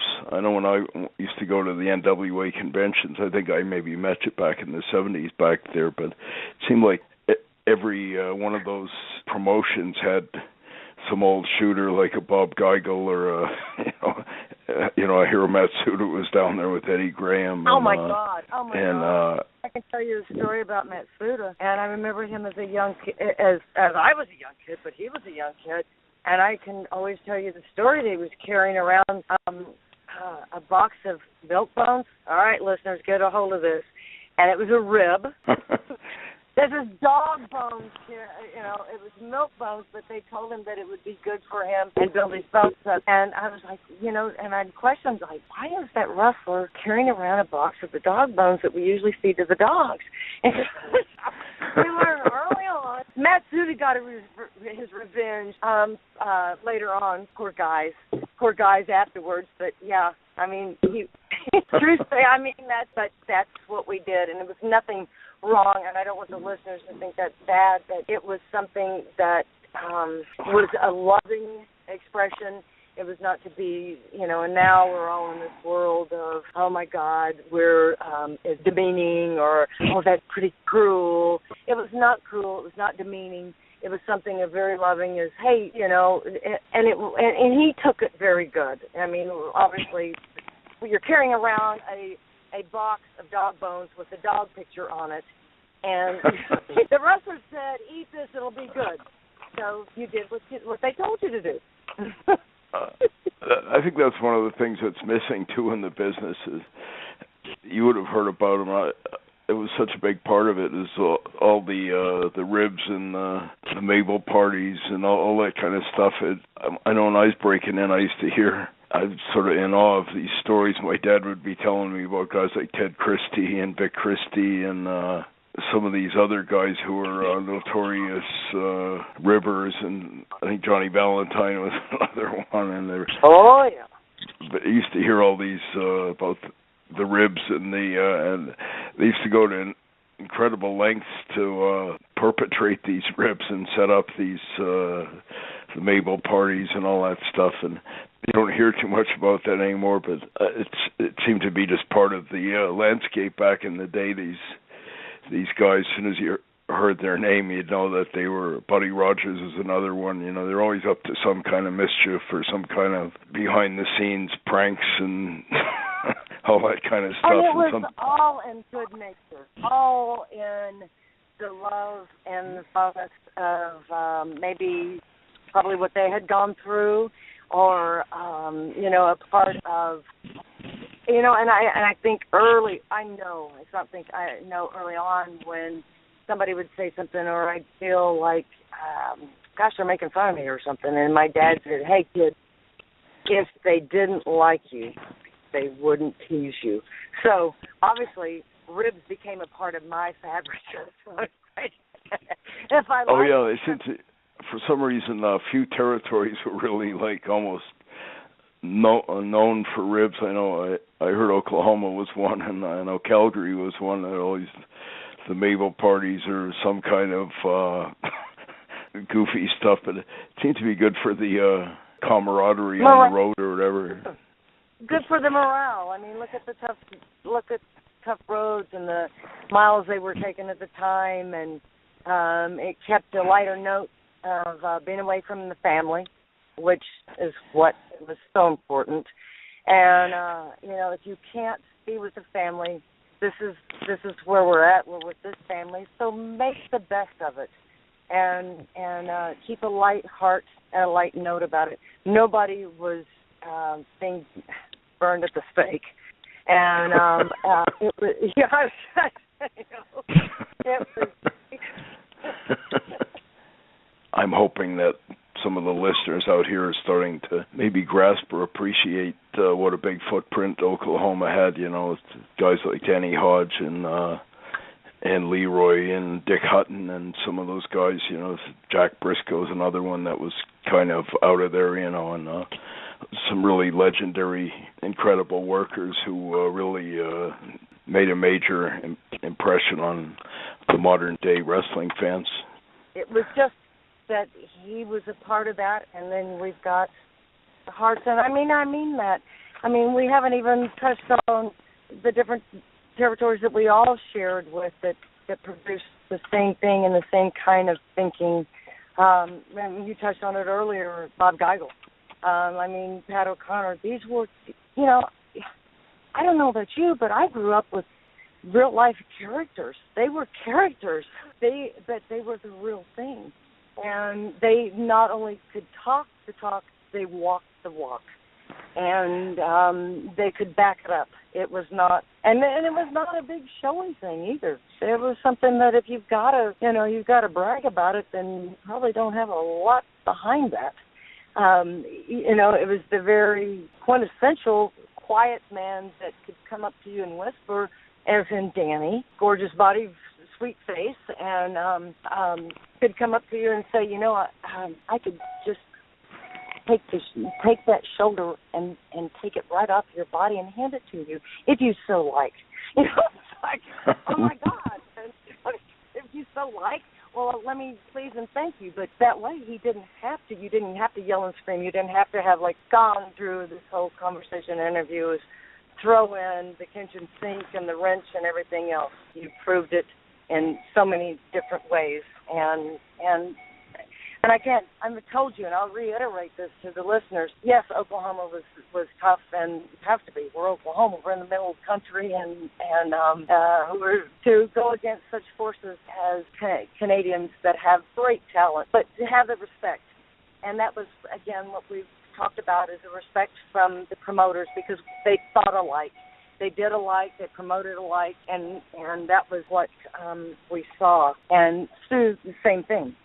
Stu knew what my dad was about, or there was not one that would just go up and hey, you're doing a great job. You earned it, and that was what everybody else did. You earned, and the rest of it. I there was something earlier in the conversation we were talking about, and I was talking about the 70s, and it strayed away. I remember the first thing of hearing about, and I'm going to drop a name, somebody pick it up real quick, Mike LaBelle, promoter. And I remember hearing, my dad talking about it. He was like, kid, let this be a lesson to you. Now I hear that they've got a stopwatch in the middle of the ring, and they're swinging it left to right, and all of a sudden they're going to mesmerize. And I'm like, oh, my God. And I remember Dad so bad about it. He's like, now they're going to hypnotize somebody in the middle of the ring? What kind of crap is that? And it's like, we got to talk to him. And he, but it was you pulled them in, or you just said, hey, what kind of BS is that? And you didn't. What, you're going to hypnotize them in the ring? And that wasn't what they were about. But I can remember the first part of hearing where the business and the temperature was going, and that was not how we were raised. You know that, Hart. But like somebody get in there and believability. We were all about believability. We were, you didn't have to really sell it. I told you, I was a fan all the way from the get-go. And I remember people from the building or anything else, and it was probably a good thing because my dad would say, well, kid, they were watching you. Well, I was right into the middle of it, and they would say, oh, come on, that's fake. And I'd look at them, and I'm like, there's no such thing. Are you kidding me? And watch this. You call that fake? You think those guys are not running, and they have each other's body? And it's true that till this day, There's not a thing about that, and I don't like that word. I can't stand it. And they go, well, it's pre-this. And I say, you're always looking for something, aren't you? But yet you're still, hopefully, some of those are still paying through the gate because they're trying to pick it apart. You can't. No matter what, fella, you can't get into that squared circle and do what they're doing. You can't do it. If you can, welcome aboard, and, hey, Vince will probably sign you up because, you might have something there. You can't teach charisma. You can't, if you don't have the talent and you don't have the ability, there's not just being able to do a leg drop and being able to last 5 minutes. Nothing against anybody else that we all know. It takes more than that. It's not long-lasting. I think one of the biggest things wrong with the business these days, Mike, is that the wrestlers are far too often not allowed to just go out and freewheel. Everything's for them scripted, and they got all these idiots that have no business pretending they know anything about matchmaking or booking, giving you these scripts and telling you what to do and all of that. Whenever I was down there, I used to have these guys that I was sure had never been in the ring before in their lives, giving you these multi-page scripts about take 2 steps and do this, and he does that, and I know in the old days, if you had gone up one of those old Harleys or Dory Funks or something like that and given them a script, they would have told you where to shove it. That's one of the things that's, to me, really missing today is how few guys actually know how to just go out and improvise, which is what really works the crowd, or that's what really engages the crowd, and so many of them don't even seem to know that. Does it not to you? I mean, it engages me because, let me tell you, I've not worked, but I know the mechanics of it, and is that the magic? That's when, my son, and it's like, are you kidding me? And because it can't, life doesn't work that way, much less that. And I'm like, you've got to improvise. If they aren't buying it, you've got to diversify and buy the, PD, and you have to change up plans. There's no, this, and we're going to do this, we're going to do that. And I'm like, really? And it just is foreign to me because it's not. And I can tell you, you know that. You can bring a Hollywood actor in, and they're lost because they need a script. Sorry. And in our world, I think one of the biggest pieces missing to the puzzle, Mike and Glenn, is, and my dad used to say that was, even if you take these guys, and I'm not convinced that they're that well trained in the first place. I don't like to be knocking whoever's training them down in Ohio Valley or FCW or wherever they're trained anymore. But my dad used to say there was no substitute for just putting them out on the road. And I know back in the day, like Vern Gagne would call my dad, or Dory Sr., or Paul Bosch, or Jim Crockett, or whatever, Frank Tunney, and they'd say, got a guy I'm breaking in, or something like that, just like Fritz von Erich or Johnny Valentine. And they would send them up. They'd work up here for a year, and my dad would send guys that he thought were good prospects, and that was the nature of the business. That's where those guys learned how to work, and sure, there's no substitution for that. But nowadays they take these guys out of FCW or wherever, and for me it's completely ass backwards, excuse the expression, where you actually have them on NXT or something. In the old days, if you had a good prospect, you didn't want anyone to see him till he was refined into this finished product, and then you could bring him in as especially in the WWE. These guys have to hit the ground running as superstars. When they can't come in and be kind of hit and miss and trial and error, and then all of a sudden become the next Hulk Hogan a month later, and I see that all the time now. And the last thing I would be doing if I was Vince would be if I had a hot prospect in NXT or whatever, would be showing anyone that guy in his trial and error embryonic stage. If I was wanting him to be the next big thing, and that was one of the big things back in the day with Vince. He would get all these guys like The Undertaker or Randy Savage or Kurt Hennig or Brett or whatever.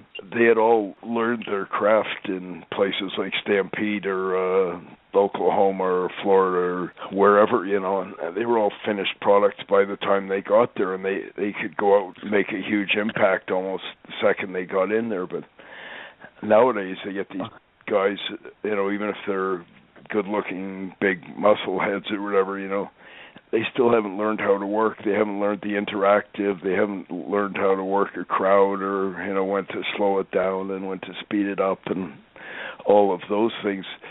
You only learn by just working, and that was sure. That's one of the big things missing, and that's why there seems to be this propensity for scripting everything. They got these guys who can't work, and then they got these script writers, soap opera writers, or ass kissers, or whatever. I don't know, how they even get their jobs, but they're giving you these, convoluted scripts. And the other thing that to me is really completely ass backwards is they got half a dozen so-called writers. I know when I did WrestleMania a few years ago, there was about 6 or 8 different so-called story writers, and they give you a script, and at the bottom they had some name agent or whatever the hell.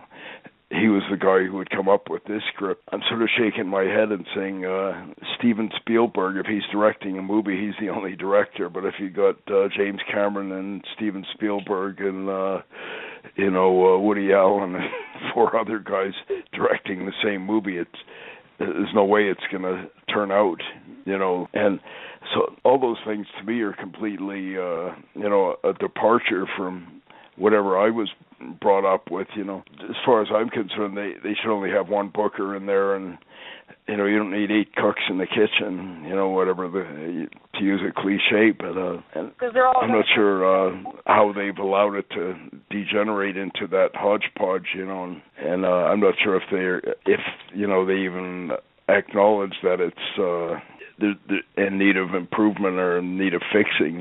That's just some of my perspective. If they do, it's not showing that he's acknowledging that they need.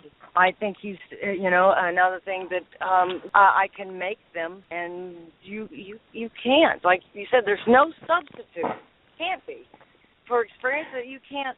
And in life and anything, you can't just throw them out there and say, hey, you can't do that. Oh, yeah. It only is by experience and by doing. Yeah, and no other sport, you take kids that are en route to the NFL, there's no substitute for having, in high school and college and all like that, Exactly.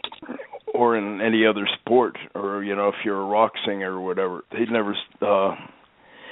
I guess Milli Vanilli being the exception, but they've never just put somebody out on the stage that had never played a guitar before, and even if they're faking it, But I'm surprised, beyond all that, though, what's really transpired is they've killed the grassroots.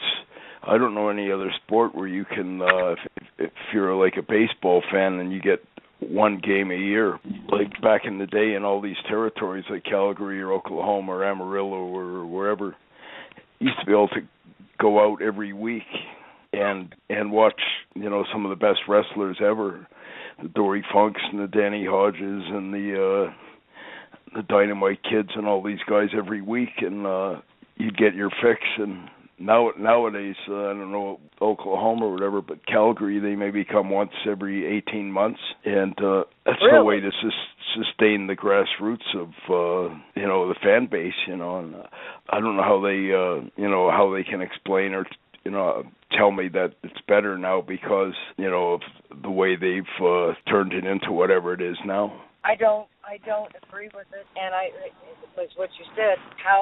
What do you build from that? Yeah, I think a big part of it is paranoia. I think insecurity, or I remember talking to Paul Bosch about that back in the 80s. But I think Vince was, bound and determined he's got to get rid of my dad's promotion. He's got to get rid of Fritz's promotion. He's got to get rid of the Oklahoma promotion or the Eddie Graham or Don Owens. Wipe them all out as if they didn't exist. Yeah, and if he had embraced them and just arranged for some kind of an interactive working relationship, and would have been good for everyone. And I don't think any of them were seeking to overthrow him, or they weren't a threat. Whatever Vince was striving to accomplish anyway. No, it was almost like the ultimate in counterproductivity, where he went out of his way to destroy the grassroots. All those places like Calgary, Portland, Oklahoma, Dallas. Those were all where all the workers were coming. Minneapolis. Those were all the. And he had a steady stream of, Curt Hennigs and Dynamite Kids and Bret Harts and. God, look what Vern, look what Vern did. And I think you know the history. I know your daddy did, and I was told about it. But when it became that my dad could no longer belt because of the accident that he had at a car accident that took the only eye that was left, that he held a tournament. Here in Tulsa, and Vern Gagne got it, and it meant something. It wasn't something that that they took lightly, and Vern earned the junior heavyweight, and he always did. And there was such a great relationship that Vern and my dad had, and all of them. But I mean, what Vern did and how he handled it and who he was and what he was about. He wasn't something that was like, who's this guy? That they just put in. Vern had a reputation, and it meant something for when he did win the junior heavyweight title, and from my dad over the fact that my dad, and I have an article that is incredible that I was reading that I found about a year ago that expressed my dad's words about, literally his words were, I wish I could see this. So he knew the action that was going on and what was going on with the match. It meant something to him, the contenders, and the one that eventually took the belts, and they remained friends. Again, for the people and the listeners and the after hours that we're at, it was something that we all respect, and it was a substance. There was substance there. It wasn't just, as I said earlier, that Vern just didn't appear on the scene. He had to be a contender, and to do that, he had to have something behind him to even be in that. They don't have that now, and I'm not knocking it, and I know for the younger people that it's like, oh, you old schoolers or whatever. Well, we're a product of our past, and if we don't bring a little bit forward from our past, then we don't have anything else to go on, and I truly believe that, and I still. Oh, I think it's I totally agree with you, Mike. I think you're just like somebody, and I am too, just striving to pass the torch. But like the United States is all about this incredible, rich history of ups and downs and all this other, but that's what makes it so great. And the wrestling business is the same. It's got an incredible history long before Hulk Hogan or whatever, and let's go back to to me, it's offensive to me that a guy like your dad is not in the WWE Hall of Fame, or Lou Thez, or Strangler Lewis, or Frank Gotch and stuff like that. There's another name that you just brought up. He was another. Ed Strangler Lewis. If somebody out there is listening, Google it. Okay. If it doesn't like a name, and I think our older viewers will understand. I had no idea what he was and what he meant to my life, my dad's life, and that was another one of those that you go to his house and he was just a human being. But the accolades that this man had, and it's incredible, and I didn't know that. I was too young, so thank God I'm forgiven for that one. But I can remember about the only one that was allowed to call me Mickey, because my name's never been Mickey. Hey, Ed Strangler Lewis called me Mickey. I'll go with it. And I still have a little ceramic donkey that he had given me, and all these, they gave you gifts, and that's what they did. Somebody was like, Ed Strangler Lewis? Like, yeah, I went to his house, and it doesn't mean anything. It still meant something to me, not even knowing then that this guy was something. You knew that as a young child. Didn't mean I had any idea to the internet. We didn't have that. But he talking about being eloquent and knowing and the English language and how he spoke and how he presented himself. This guy was a prince, and he died much too soon for me to even to understand. But as I grew older, to know it was kind of, I don't mean to sling that again as a matter of fact, because it wasn't. I was just privileged again to be a daughter of a man that he respected, and that the two of them would talk business and still be friends. How cool is that? And that they would have respect for each other. And we don't have that. Again, we've been talking, I don't know how long, and it goes back to the same thing as our life and what we try to hang on to, a respect to each other, regardless of the business that we're in, but to hold on to something, because, again, history wouldn't be history if we didn't have that to pull forward on. I can't imagine, Mike, if, I'm a huge sports fan, baseball and all like that, but one of the things that makes baseball so important and compelling these days is you hear a name like Babe Ruth or Joe DiMaggio or Mickey Mantle or, Nolan Ryan and stuff like that, and that's part of the mystique.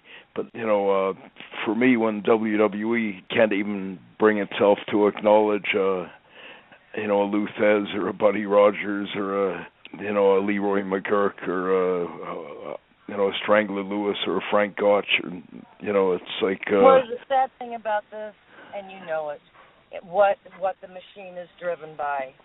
Will it bring me more money? And I somebody, you know that the people will say, I can't believe you're not in this, or your dad. The same thing we're talking about now.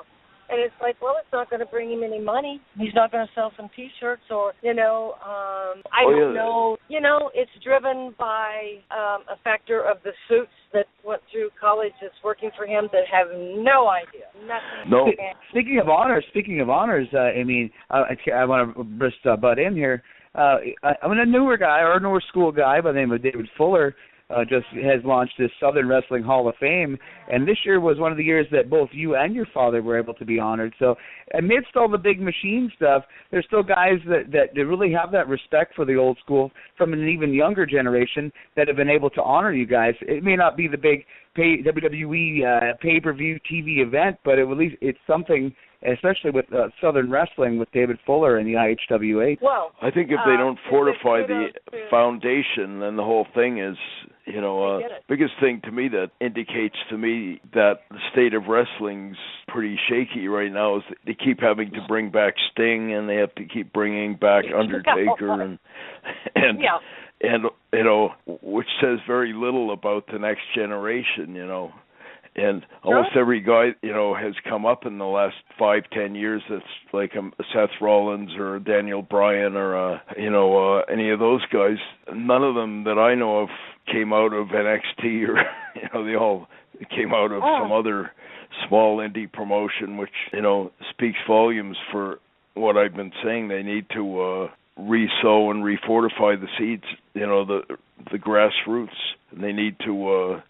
I think that they need to be systematic about it. I don't like to be knocking the indie promotions, but I'm not a huge fan of all the backyard and No.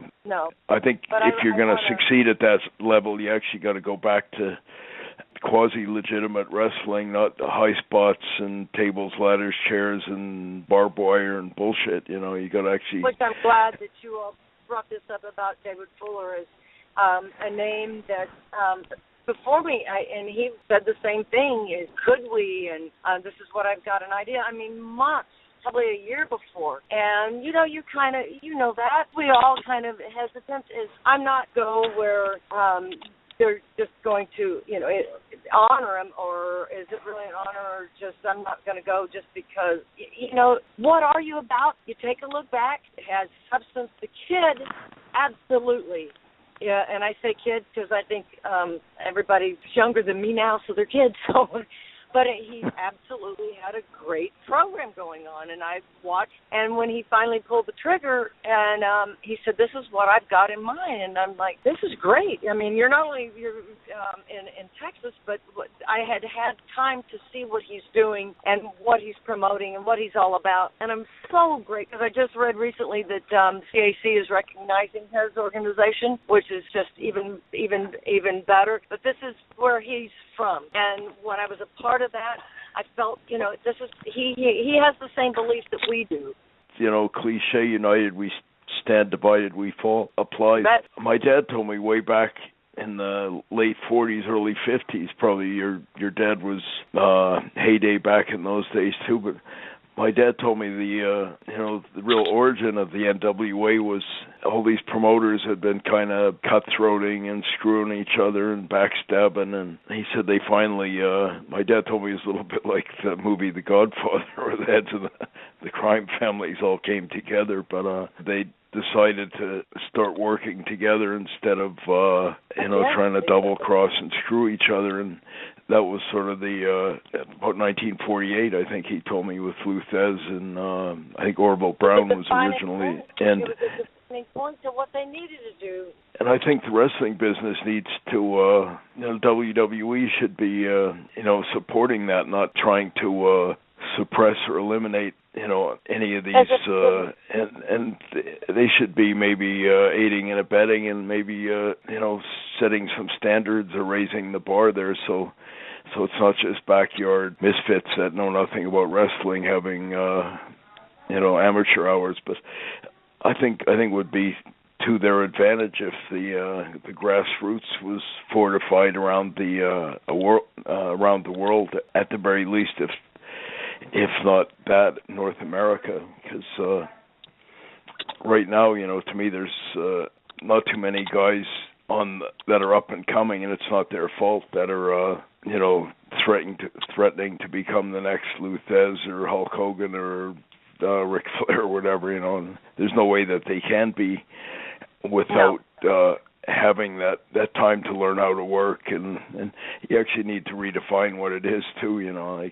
Right now, if they would anybody that's out there that there are listeners that would understand just as what we've been talking about earlier. They just didn't put any of our baseball players or football players or anybody else and then labeled them and sold them and threw it down our throat and said how great they were. It didn't do that. They earned it. Babe Ruth, do you think that when he started out, and the same thing with look back at we love The Rock. He's great. And look what Dwayne has done, and I can see pictures. But look really at an athlete that we all know of Rick, and just he didn't come on the scene. He didn't come in and they just thought he was great and wonderful. We all know that. They were playing crack, and they had told him, you're never going to rest, broken back, and not everybody came out of that plane crash able to walk better, and Valentine knows that all too well. But, I mean, he was, this to me, what I saw from him was a true champion. And whatever later and how Vince would defame, I don't agree with what he did with Harley. I don't agree with but we all did it. We all, I love Terry Taylor. I think I know what that came from. It's like, that Vince wanted to pull you down to size, and Terry Taylor, who's still a great kid, a great talent, thought he was too cocky, and so he named him that way. That was not. I don't agree with that. I don't any of that part. But what they're doing today, and all of a sudden, you're a champion and you haven't earned it. Where did you come from? Who are you? What are you about? My dad majored in journalism. His love was in journalism. He never thought that wrestling was going to be a profession, but his reputation as an amateur wrestler obviously superseded that, and a promoter saw that and said, and the true story was, he's like, how much are you making? And Dad told him, he said, $25 a month, and the promoter said, which is Sam Avey, and he said, how would you like to make $25 a week? Well, Dad was had left the newspaper by that. That was done.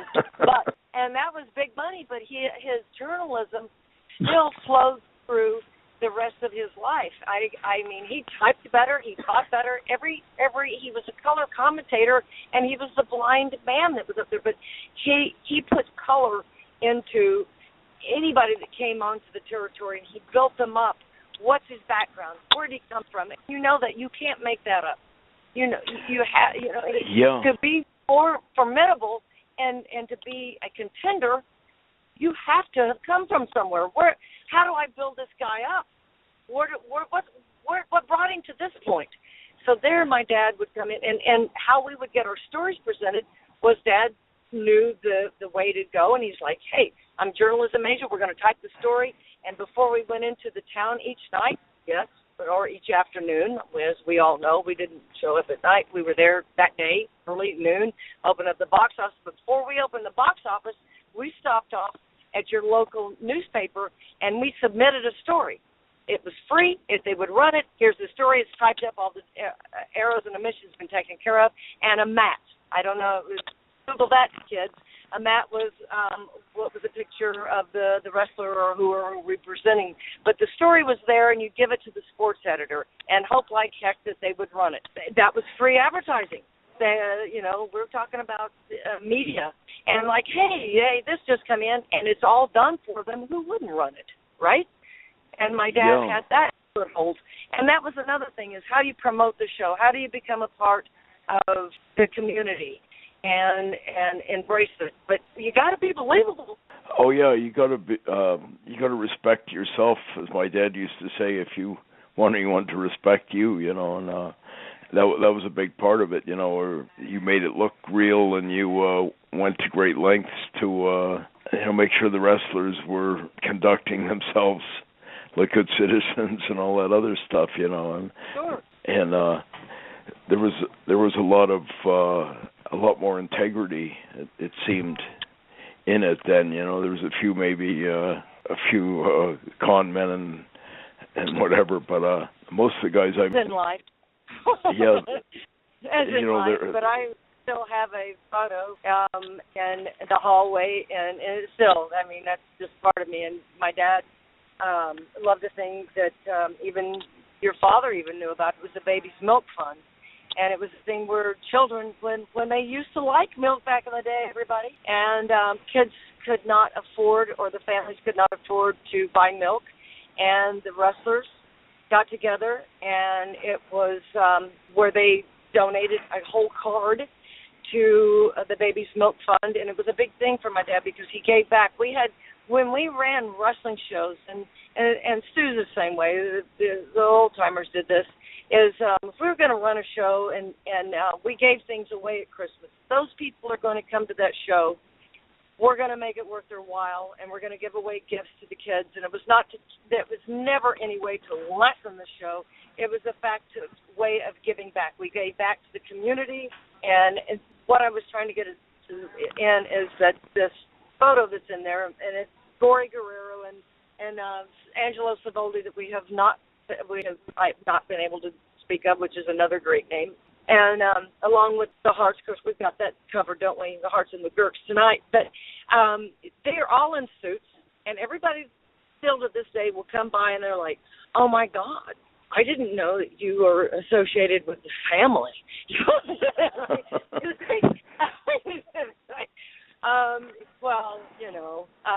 It just, because it did.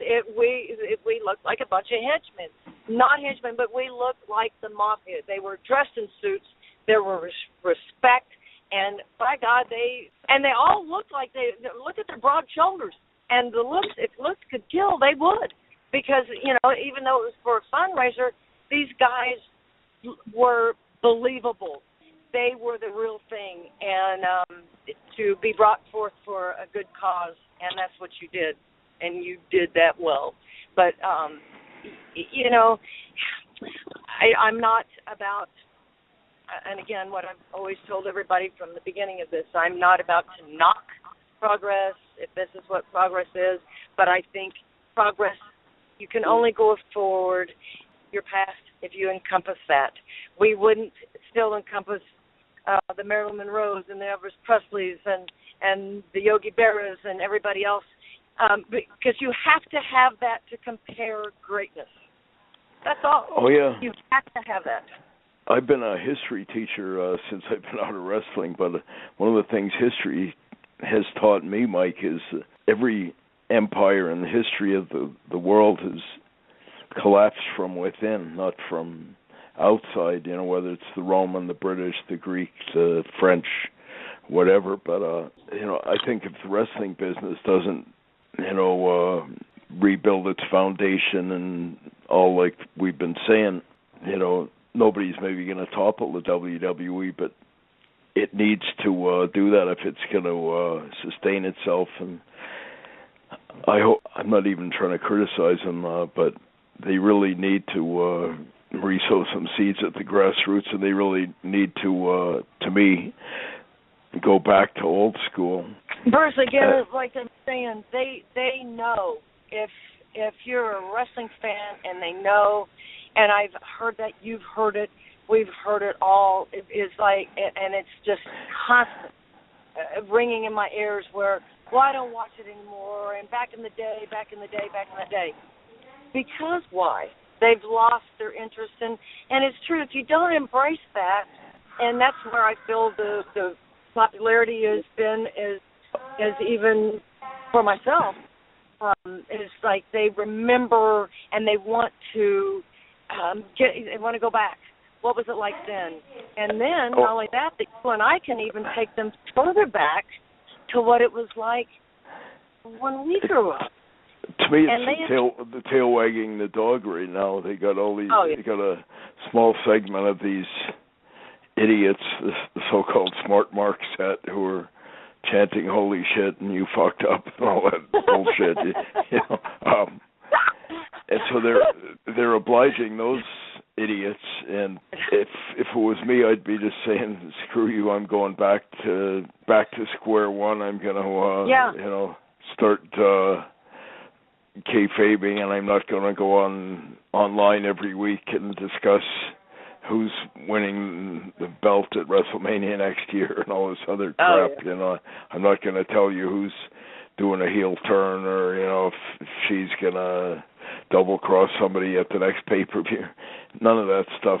Just go back to playing your cards close to your vest and all of that. To me, I think the average wrestling fan, would be thrilled if that was happening, and instead they're, going farther and farther. And for me, it's a laugh when they, have finishes and people, on their own programs talking about who's going to be switching, or we're switching him to heel and the next, They've already called it. Yeah, to me it's, say what? What the hell? Why are you doing this? It doesn't even make any sense. But at some point, I think they need to go back, to old school roots if they're gonna survive. I don't think the wrestling business will ever die. It's sort of like a cockroach, but at the same time, it should be.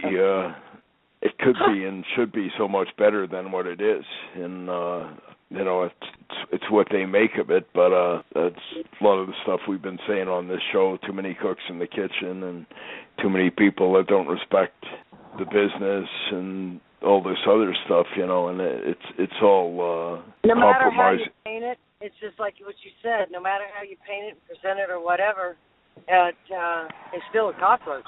And it just is, and not wrestling, but you know what I'm saying. You can put it up there, and that's the greatest ever. It's still a freaking cockroach. So give it respect, or not, or does it just go away? So yeah.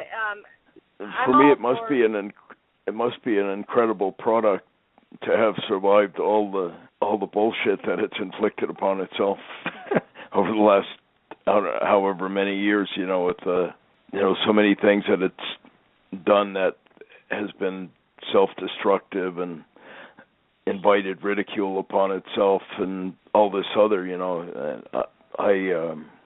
If the NFL was Major League Baseball had shot itself in the foot, you know, a fraction as many times as WWE has shot itself in the foot, you know, I don't know if they'd still be in business, you know. And I hate to sound like I'm just knocking it, like people get this wrong impression that you're just, you know, kind of taking shots or you're embittered or something. No, not bitter. We're just taking a different look at it. And the thing of it is that we kind of compared cockroach, but I'm just going to go even further deep. It's like, you know, it's the alligator. Hey, the alligator's prehistoric, and it's tough as hell on the outside, and it's still probably going to be here. And it's how you can present it. And you know, we make shows and we romanticize, and the gator's great, but the gator's still a gator, and it's going to be here long after we are. And and you can shoot it and kill it and make it shoes and whatever in a handbag, and Vince can do whatever he wants. And it might die out if he overkilled, you know, if he oversold the alligator and they post it to death. Oh, I've seen far bigger things than WWE that are a blockbuster and things like that are no longer around. What else can you do? You know, what else can you do? What else can you do? And I think a lot of it, and you know, the house tells me, and they were here in Tulsa not too long ago, and you know, the day before they were still and having third row seats that they would sell, and then they were using the black curtain, call people, and you know what that is. They're bringing the crowd in, and they're moving seats, and yeah. I know they had a show up here a few weeks back, and I'd say there was about 80% empty seats in a big building, you know, and curtains and moving people into one section and all of that to kind of make it look like it was a better crowd than it was. And sure, half the people in there were freebies anyway, but you see stuff like that, and it gives you more insight into the how fragile it actually is. You know, they still do all right on their pay-per-views, I guess, but I think one of the worst things they, for me, could have done is this 24/7 network. Two things that does for me is, you know, if you're showing a steady dosage of wrestling from the 70s or 80s or whatever, the first thing that occurs to me is, geez, that was way better than what they have today. You know, it's the first thing that and up here they're watching more of that than they are. Like hockey's huge up here, and you couldn't have a 24/7 hockey network, and yet less wrestling than they've ever had, you know, these days. And they've already shown every pay-per-view and every whatever. So I don't know what they're going to be showing a year from now that people haven't already seen, you know. And they've already devalued. Like up in Canada, it used to be $60 or something like that for WrestleMania if you wanted to order it for, you know, to watch it. Now it's like $11 or something like that a month, including and to me it's you know, maybe they know something that I don't know, but I don't know what would compel you to order that a few years from now. You know, if you already seen every, you know, there'd be nothing new on it, you know. And right. Why would I? For me, you know, you maybe have the big blow-off, the Rose Bowl, the Super Bowl once a year, but for me, it's way overkill. We got a pay-per-view every month with the same guys, you know, pretty much the same cast that's going to be on WrestleMania. It's not like they're, you know, pulling all the, you know, in the old days when there was territories and all, they could maybe bring some new big thing in and all like that, but same old cast. I might be, you know, summers we used to have, you know, it started out with WrestleMania, then we had the quarterly where we would have, and I say we, but it would be him, where it would be SummerSlam and SummerSlam, then Survivor Series and Royal Rumble, and then you kind of had like, it was like tennis, you know, you had the Wimbledon and the U.S. Open and the French and the Australian. Now I would be looking at the Academy Awards if it was on every quarterly. No, I mean, you know, it's an award. It's the same thing. It means something. You can't. Oh yeah, I'm astonished even with you got Raw and then you got SmackDown, which in the early days when they bought Ted Turner's thing, it was kind of some separation. Now it's just the same old cast every Friday and every Monday, and then they got 2 or 3 other up here, and not even on the WWE network, just on regular like rehash of those 2 things. And it's like I don't know whether I assume they must have some method to the madness, but to me it's way overkill, you know. I know, and as good as my dad's territory was at its very peak, if we had shown that show 5 times a week or something like that, it would have it would have been like familiarity breeds contempt or something like that. You know, people would have been. And I've seen it all. Thanks. Why would I want to get out in my car and go into the sea with the same old thing? I don't want to see it. You know, and they're not stupid. We are consumers. We are just as anything else. We are partial to the wrestling business, of course, but we still are consumers. And if you're thrown down your throat and you see it all the time, what's the point? It's not unique. It's not special. We don't go and see it. And I'm not going to pay my money. There seems to be so many contradictions, Mike. You know, they got so much more exposure and they have so few wrestlers.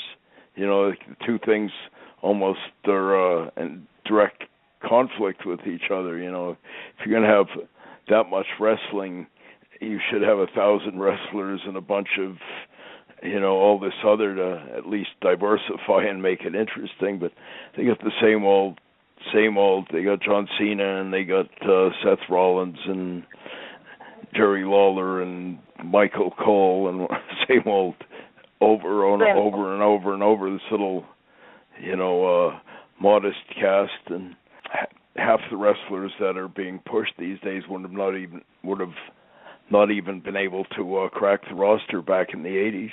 My estimation, you know, when you had Kurt Hennig and Randy Savage and Dynamite Kid and Brett and Hogan and Hawk and Animal and all like that, you know, and not to be even knocking them, but half those guys that are being pushed these days, you know, they wouldn't have even been in the undercard jabroni state, you know, and they'd have been lucky. Yeah, and they've been lucky to be on the underneath card and then shut up and listen, you know, and what. Just what I had seen and the talent.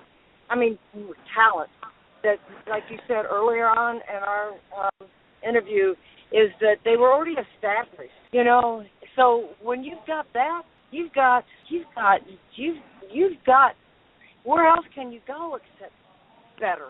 If you just let them go and let them have talent, because I mean, just to be a part of it, and I know I'm so privileged, but I would be in awe just to watch them night after night, and then now what I see, it doesn't hold my attention. When Max was wrestling, I said, go look at these old tapes, go look at this, learn from this. One of the other things, Mike, that really kills the mystique for me is they keep these guys long after their expiry date. You know, because they have no place to send them, like Kane and Big Show and guys like that, and they've long since lost whatever mystique or edge that they have, and they're still, you know, switching them for being the manager of Raw, or you know, putting the mask back on them or taking it off, and all this other, you know. Yeah, in the old days, you know, in the territories, you know, you'd have a heel who was, you know, a hell of a heel or whatever, but you'd send him somewhere else and then you'd bring him back a year later and he'd be hot again. But you know, that's another part of it that's just kind of killing it. I see all these, about 2/3 of the roster in the WWE right now are guys that have been heel and then face and heel and face and switch, and they put a mask on, take it off. Yeah, Yeah.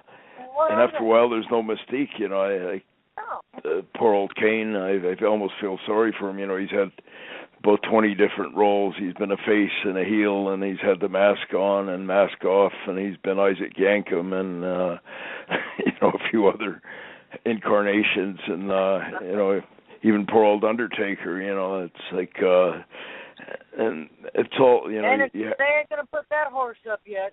I'm telling you, I just don't. I don't even. And I, you know him, you know the kid, and it's like, come on.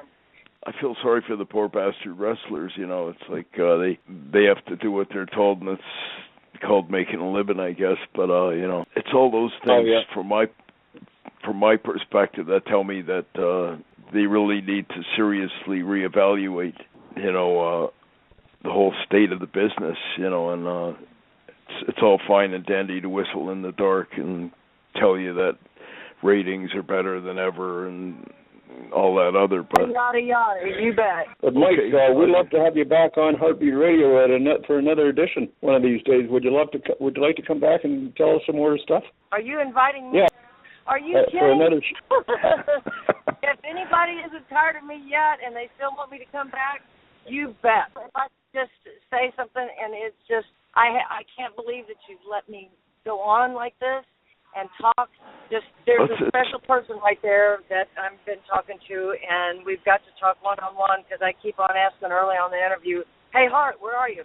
And he finally came out from the he finally made his presence known that he's there. And I didn't want to cut in on Dr. Mike or any of that at the outset. But, hey, listen here, kid.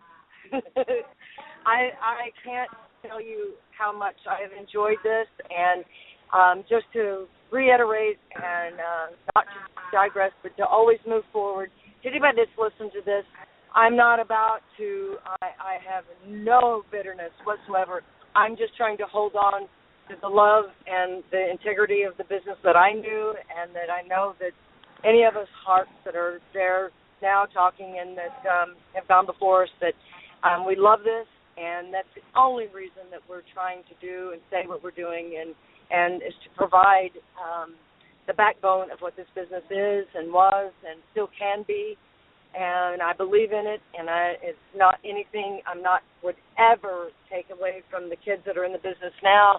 I always knew, and I know that you know that bitterness does not have in going forward, and because there's still people in this business trying to make a living. So am I knocking it? No, I just want to make it as good and as better and as I know that it could be, and that our forefathers worked and died for. So this was all in positive, and do I like the direction? Not so much, but that's why we're here, hashing it out, and you people can get behind us, and if you like what we're doing and you say it, great, and if you don't agree with it, that's okay too. That's why we have the platform that we do, and we're in a great country that we can say what we want.